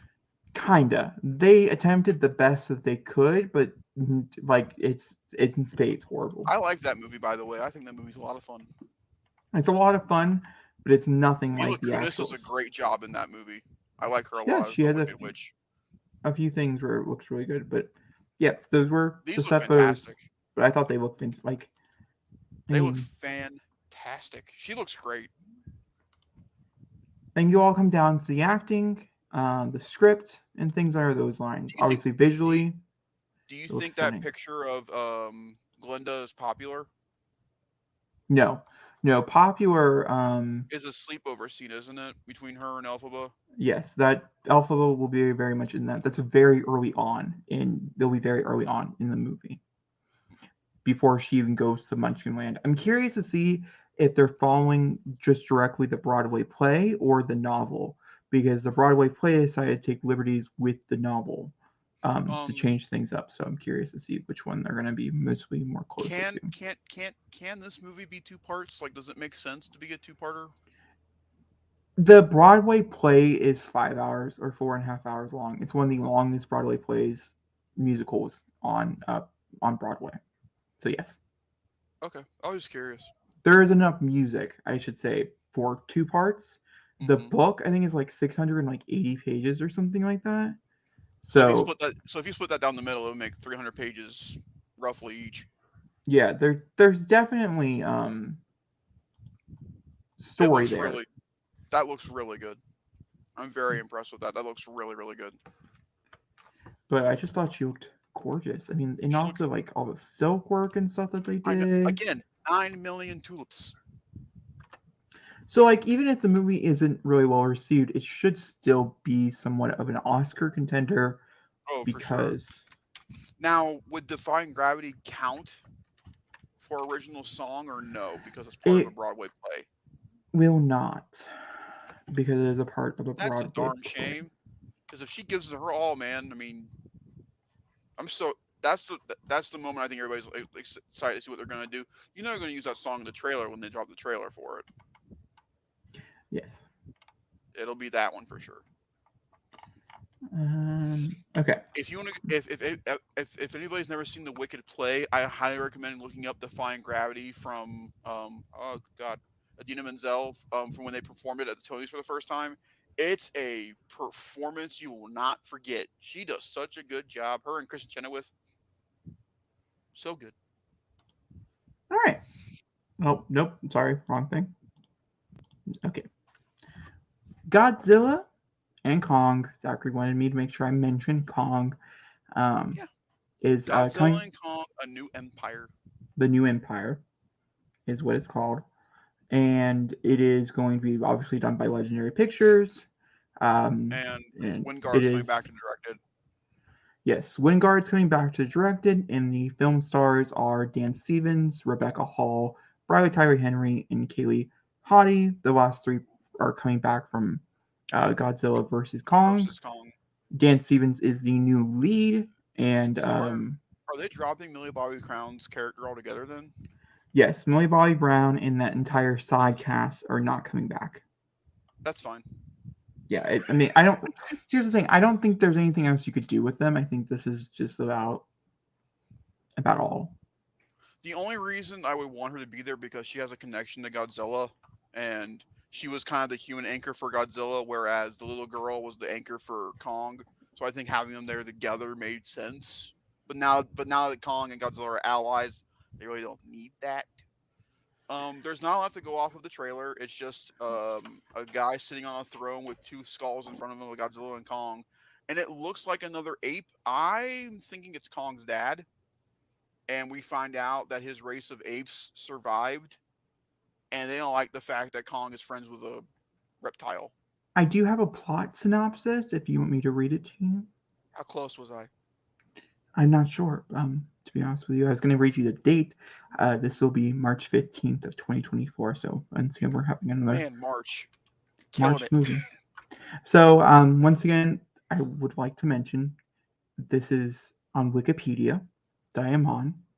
So if the things change from now between March, don't judge me. Anybody out there listening to this podcast, don't come at me. I don't deserve it. It is released by Legendary and Warner Brothers, so just keep that in mind. But I'll agree with you. That's even crazier for me to hear that come out of your mouth. I really didn't think Legendary would do anything else with Warner Brothers, to be honest. They are, yep, they need Warner Brothers to release it wider. So And Dune. yes, that's very true. Dune, yeah, they definitely need Dune. They definitely need the backing. So the latest entry follows up the explosive showdown Godzilla vs Kong, which was an okay movie, very fun, but We had fun though. it was a very fun movie. Definitely deserved the hype and the bigness that it Some got. people consider it the box office returner. Yeah, I mean, with all new cinematic adventures pitting the almighty Kong and the fearsome Godzilla against a colossal undiscovered threat hidden within our world, challenging their very existence in our own.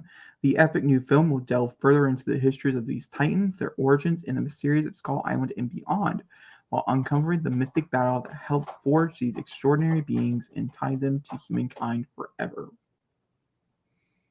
So it's just a bunch of nonsense to get these two to fight together again to fight a giant monster and save the universe. Precisely.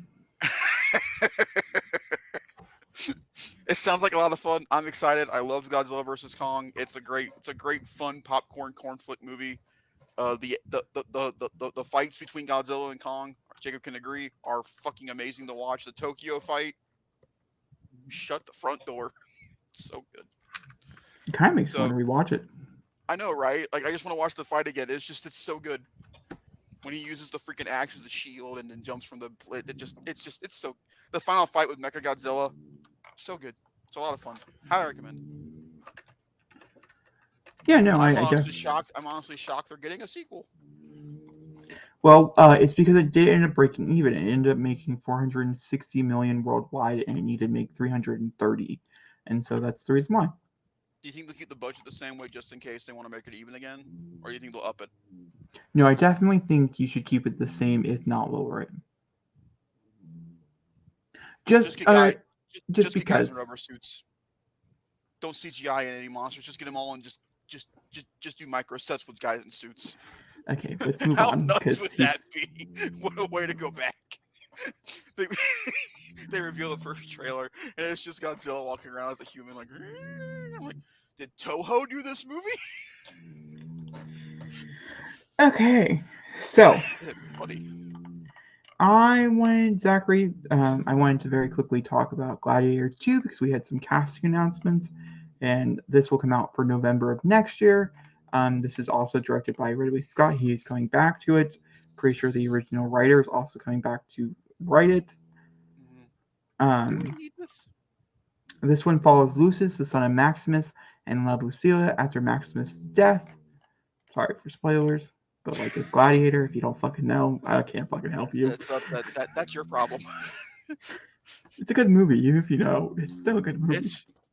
It's even if you've never seen Gladiator, just go watch the Final Coliseum stuff. It's pure filmmaking at its best. Are you not entertained? It's so good.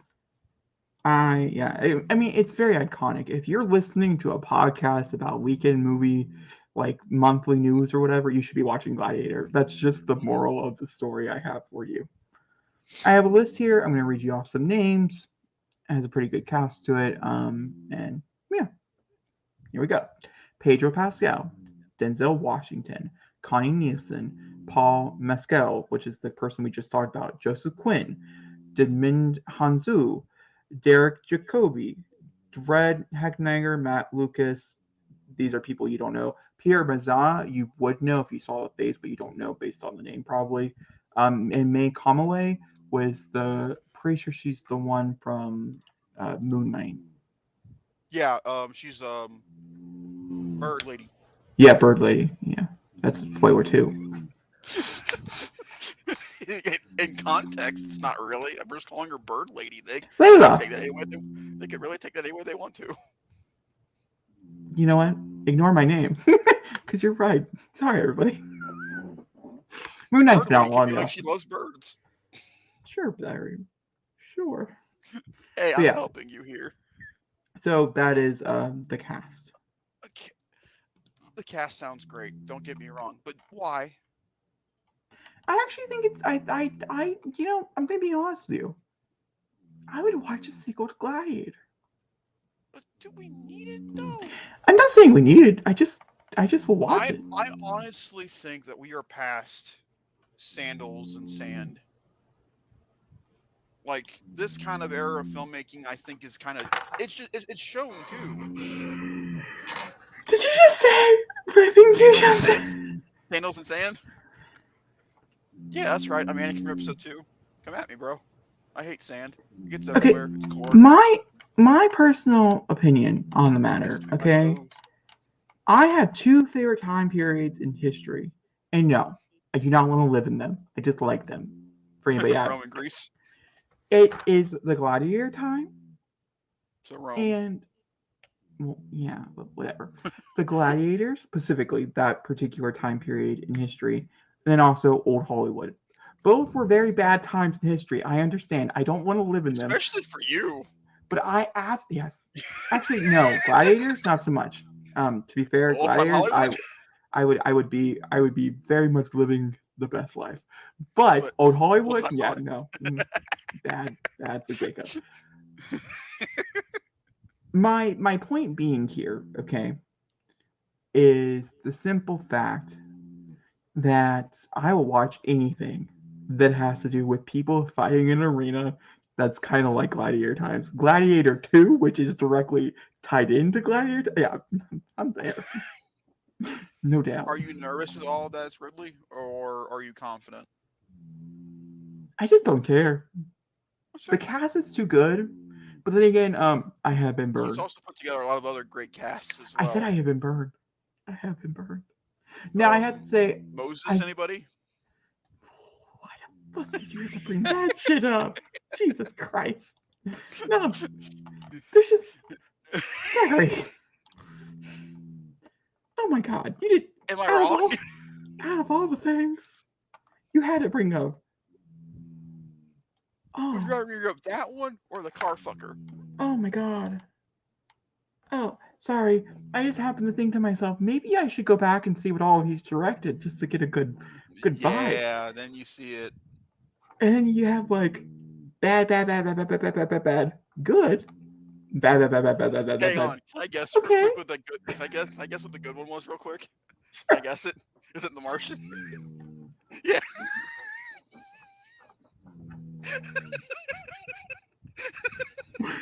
I knew exactly where you were gonna stop. So honestly, from 2007 to 2014, he didn't direct a single good movie. Sorry for everybody out there who's mad at me for that statement.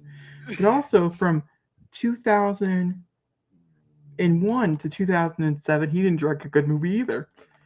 And then from 2015, uh, depending on how you feel, to now, he hasn't directed a good movie either. So Jake, again, how do you feel about Gladiator 2? Well, Gladiator was a part of that list I just said in its defense. How Oof. about Napoleon? You feel better about Napoleon now?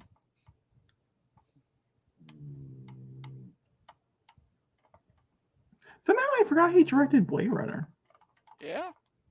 Wow. And directed 2049, which is a great movie. He did not direct 2049. Oh, I know he did not. Denis Villeneuve did. That's why it's so good. Yeah. You know, the one time I saw that movie, I really liked it. Never been back. I did. I Zachary drugged me. Zachary was like, "You have to go see this with me," and I was like, "I don't really want to see this. Can we see anything And else?" And then he's like, it's a "No." masterpiece to behold. And then I was like, "I thank God you took me to see this." It's a But I visual also looked at spectacle, man. him and I told him, "If I ever watch this again, I think I'll hate it." And I've never And that's touched why it he's not since. watched it since. Yeah, no, I'm not gonna watch Napoleon. Napoleon has no interest in me. I have just realized I'm just not a big fan of Joaquin Phoenix. I like him in the Joker, like as the Joker, but that is just that's it. My Bo is afraid. I don't think I'm gonna see it. It hurts my soul, and we need to move on because it fucking hurts. Why do you have to bring up shit that hurts? Oh, Go see it. What's the fuck? What? it's actually gone. I can't see it. I have to wait. I That's opted not true. out. You can get it. You can get it when it comes as a rental, and that can be a commentary, Jake. Hey, I would rather put that's you through right. Mutter I just first. put. No. No. That's basically. I've heard it's like Mother on crack. Are we forgetting a story in here? No, Beetlejuice 2? Or is that that's May? in May. Okay. I'm actually looking for the next storyline because I don't have the direct. Are you excited about this next story? Because I'm not. No, but you know what? Here's we might have to skip it anyways. I don't think. What you thought might have been news, reality was a pipe dream. I mean, it's definitely coming out. I just don't got anything for you. Okay, Oh, well. too bad. Zachary, here you go. No pun intended, this movie sucks. It's bad. I explained it to Jacob this way, and I'll explain it to you guys, but I can explain it in spoilery detail now because it's out in Yeah, Disney. You can go watch I'm it. gonna hold on, just Oh, in you're not gonna case. listen to this? Just in case. I find myself wanting to Do you? somehow. I said just in case. I'm just gonna mute you. I'm just gonna mute. Do some of my can signal things. I'll just let you have the thing, the whole screen. Okay. All right. Renfield is a piece Just of give me shit. room to put a poster somewhere up, and I'll put it on YouTube. Okay. You can. Here, I'll scoop. Well, there. You can put it right here, right here. Um, I can see down there again the thumbs up. Cool. Yeah. No, this movie's bad. It is bad. Nicolas Cage can't save it. Nicholas Holt can't save it. Aquafina can't save it. It was boring. It was useless. Made no sense. Ben Schwartz was saving grace of this movie. Um, but this did the ultimate atrocity in my opinion when it comes to these kind of films. The blood CGI, and so it takes away from all the goriness and takes away from all the actual, the fate in it. So, without further ado, that's all I'm going to say about Renfield. I don't want to talk about it anymore. It's a bad movie. I will give my review score with Jacob here on screen. So,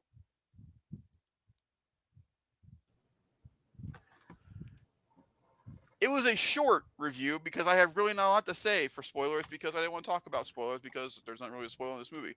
I wanted you here so you can hear my rating and review of this movie. Are you ready? Yeah, sure. This gets my first official of 2023. This gets a 0.5. It's not fun. And we bought it. Yeah. It's not fun. The most egregious thing I talked about it, but I can say it here, is the CGI blood. It's bad. It's bad. It takes away from all the fun of the gore. It's not fun. That's Renfield. Well, okay. Just being blunt. Yeah, no, yeah, I definitely. Did I? You're still looking for the Street Fighter guy. Jacob, I'm trying just to duking it out. Just duking it out of your mind. Just leave it alone. I can't because I'm annoyed. But listen, if it's that important, it might pop back up again in May. My thing just being here is that did I dream it? Oh no, there it is. I found it. Hold on. It's unimportant. I understand, but somehow my brain is just like I have to know. Jacob, our goal was to keep this underneath an hour and a half. Hold on, just give me 1 second. I'm almost there. I just need to know. What do you need to know? Street Fighter's making a movie. Oh. Zachary, while I figured this out, could you please tell the internet what you've been watching? Oh, sure. I have been watching a lot actually. Just within the past couple of days. I've been sick. Just to be real with our audience, it's been a crappy 3 weeks. My brother can attest to me for that. It's been a really crappy 3 weeks, and so I'm doing better. Obviously, I'm doing a lot better. I sound like myself again, which Jacob can say I have not been sounding like myself at all. But I have been able to watch a bunch of crap because of that reason. And so I watched Furious 5, Fast 5, fantastic movie. Furious 6, fantastic movie. Furious 7 made me cry, great movie. I have not watched 8 or 9 because I'm scared to. But the big thing I watched over the 3 weeks, honestly, is I watched Air last night, which is the Michael Jordan shoe story. Oh. Fucking fantastic. With fantastic performances from Viola Davis, Ben Affleck, Matt Damon, Jason Bateman, and Chris Tucker honestly blew me away in this movie. It is a feel-good film. It makes you feel good about yourself, about the prospects of who you are, and it's about a shoe. I thought it was directed very, very well. This is Ben Affleck's definite return to directing, and it showed. The directing was fantastic. The script is so good. You can definitely tell Damon and Affleck wrote this together again because it's so good. Matt Damon, this is my favorite performance of his in a long time. And once again, Ben is just having fun. He is a laid-back guy who could get his feet up on a table. He is a cool dude. Jason Bateman is hilarious in this movie. And again, Chris Tucker is a really good shout-out. But Viola Davis, she gives a speech at the end of this movie, moved me to tears. It's so good. Air was fantastic. I highly recommend Air. It's on Amazon Prime Video. Go watch and enjoy. I've also watched Dungeons and Dragons: Honor Among Thieves. Actually, you finish off what you've been watching. That's fine. I'll do mine in a second. I see it on the screen. I have answers. Dungeons and Dragons: Honor Among Thieves is the best Hasbro movie Paramount's made. I will say that firmly. It's better than Bumblebee. It's better than most Transformers movies. It was just, you could tell the craft and love that went into that movie. It is so well done. Highly recommend on Paramount Plus. All right, Jake, we'll get to you in a second. So, Jacob, what's up with Street Fighter? What are these daring details we need to know? So, I need to know, and since I need to know, I'm sharing it with the audience, okay? for anybody out there who likes Street Fighter, I can't say I'm the person for this story. Okay, I can't say you are either, but I find this to be kind of interesting. Okay, Is it the Daniels? it's not. That'd be Damn, fucking crazy. I'd be that would just go. No, Could you imagine actually, if that was our next project? That everything everywhere all at once. Street Fighter. so Street Fighter is a TV4, not TV14. What is that rating in game form? Team, just T. It's just T. That's what I'm looking for. And they decided to inside the Capcom Universal Fine Arts decided to hire directors that are known for their gore. They are turning Street Fighter into Universal's own version of Mortal Kombat. This movie's gonna suck. It's gonna suck so bad. That's why I said it was interesting, Zachary. They have a new movie coming out called Talk to Me. The directors do it's called Danny Philippou and Michael Philippou. They're brothers. They have a YouTube. I don't know. I pronounced it wrong, but they have a YouTube channel where they make horror shorts and stuff. And they are mostly known for their extreme gore and the extremely realistic part of their gore because they make everything like in house and stuff. And they're directing Street Fighter? And they were hired to direct Street Fighter off of this movie called Talk to Me, which actually looks pretty good, to be honest with you. So I can understand why, but not. No, this is like a straight horror movie about like possession and like murder and stuff. Not Street Fighter at all. Why were they hired to do Mortal Kombat? That's a great point. I guess because they just.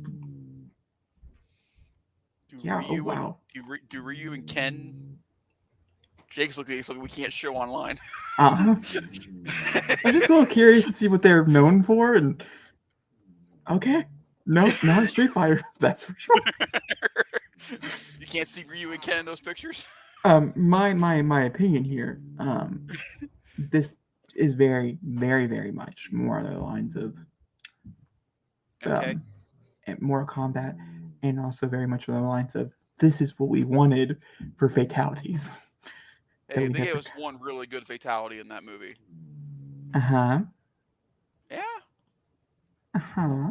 The spitting hat, man. Uh-huh. So, Jacob, what have you been watching? What have I been watching? Fast and Furious. Oh my god, right, that's right. Sorry. The whole reason you've been excited for this week. Actually, hold on. I went through... Okay, so let's go backwards, because I actually went through 2 franchises.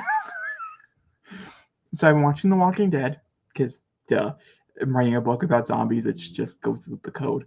I've also been starting Grey's Anatomy again, because I'm depressed, and I started Justified over.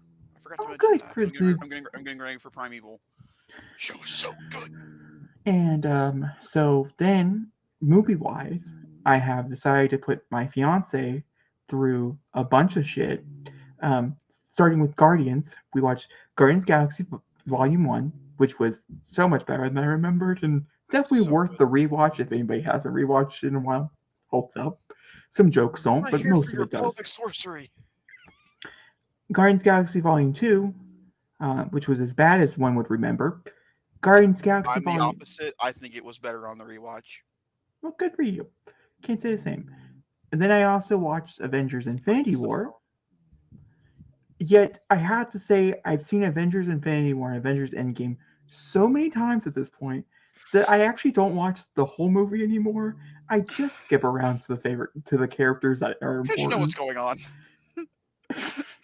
Like, watching Infinity Endgame was so fascinating on watching it just through the Guardian's eyes. I highly recommend this experience. Yeah, because it's just mainly Rocket and Gamora that are part of that movie up to the end. I very much go into when they get Thor, they go back in time, and then they show for the final fight. You watch such a good version of Avengers. It's a very interesting experience. Just like I recommend watching it through like other people's eyes, like watching it through like Hawkeye's eyes or watching it through Black Widow or something. Like if you just go through and you just pick a character and you just decide to follow that one storyline all the way through and skip everything else, It's a very different movie every time, and I notice something new every It's time. choose your own adventure.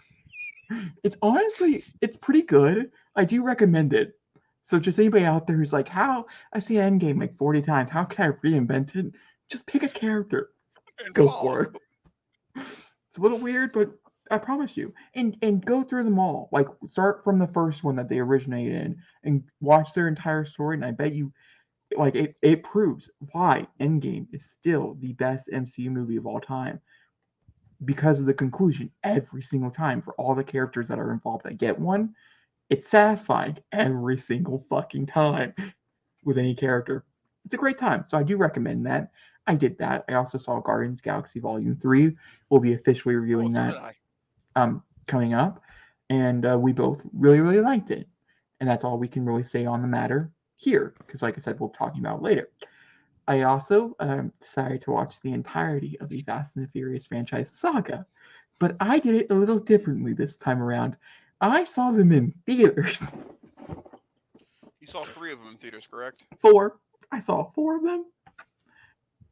Which So 4? I'll go through them. So I saw the Fast and the Furious, which I only watch once every 2 years. Some of these I watched more than once or whatever, but I only watched the first one once every 2 years. I saw it in theaters, and it was a wild ass time. I forgot so much of that movie. That movie should have been rated R. I don't even know how they got away with the PG-13 rating. I was shooketh to my core. That was an experience.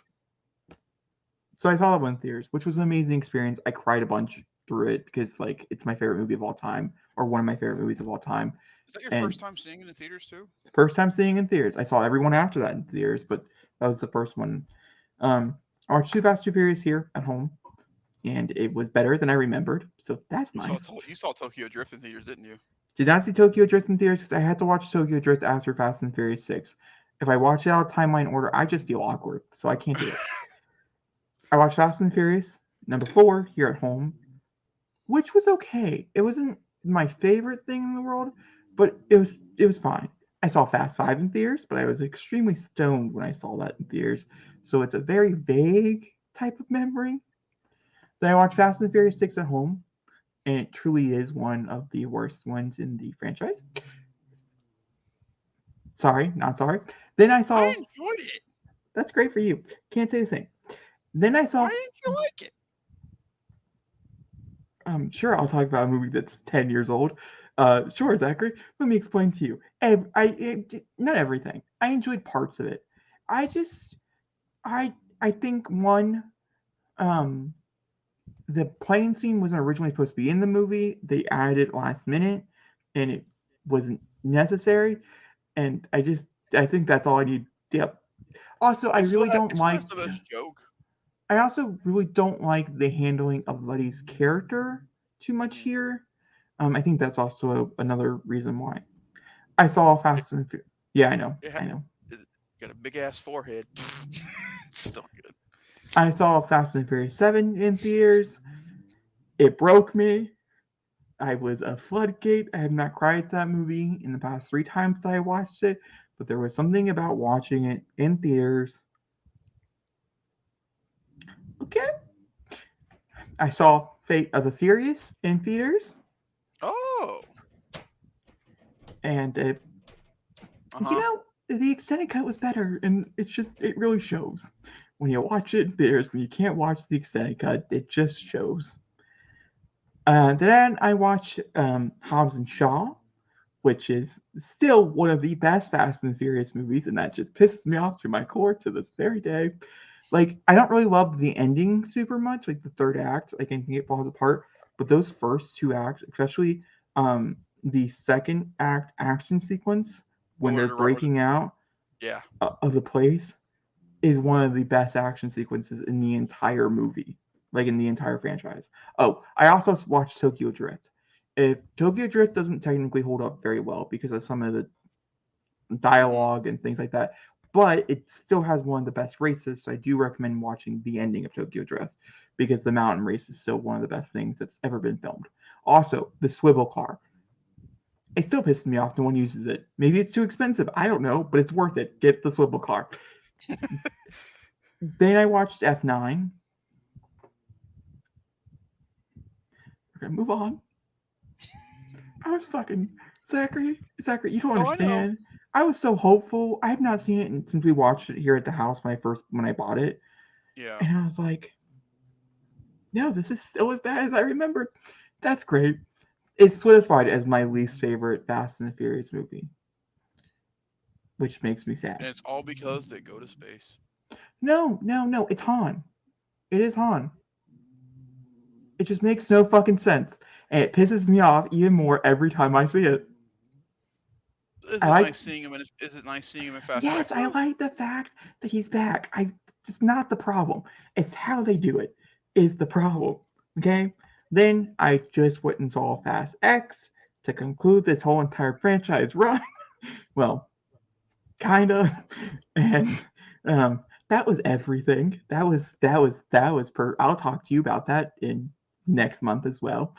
I can't wait for Zachary to see it, just because one, I don't think he's gonna like it, but two, I also think he's gonna love it. I think he's gonna go where he's either gonna be in it or he's gonna be totally out of it. I'll let you know. But there are like 3 action sequences and 1 race sequence in it that I definitely think are worth like the price of admission, even if you don't like love it. Also, Jason Momoa. I've never praised this man more in my life, and I can't. It's perfection. That's it. Okay.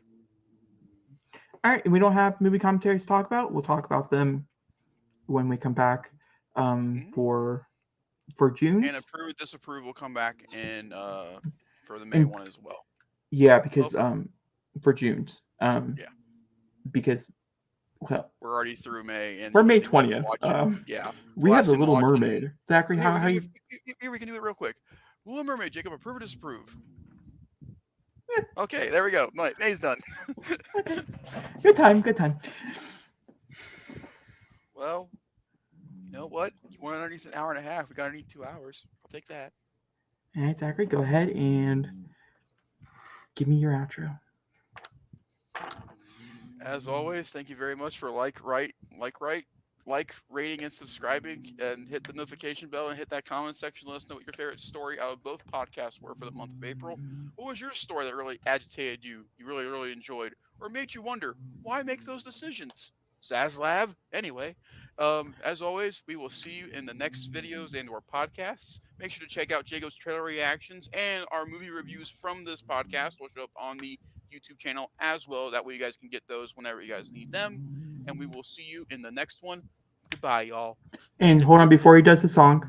Sorry, just wanted to put it in there. How dare you? Sorry. You never stop the song.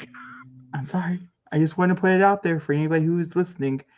There will either be a poll or a question. So if you want to be interactive with us and tell us your opinion on those, if you're on any type of audio website, you can do that as well in case you don't come over to the YouTube channel. That's all. Zachary, song. I'm not feeling it now. Well, I'm not hitting the end of the. You really stopped.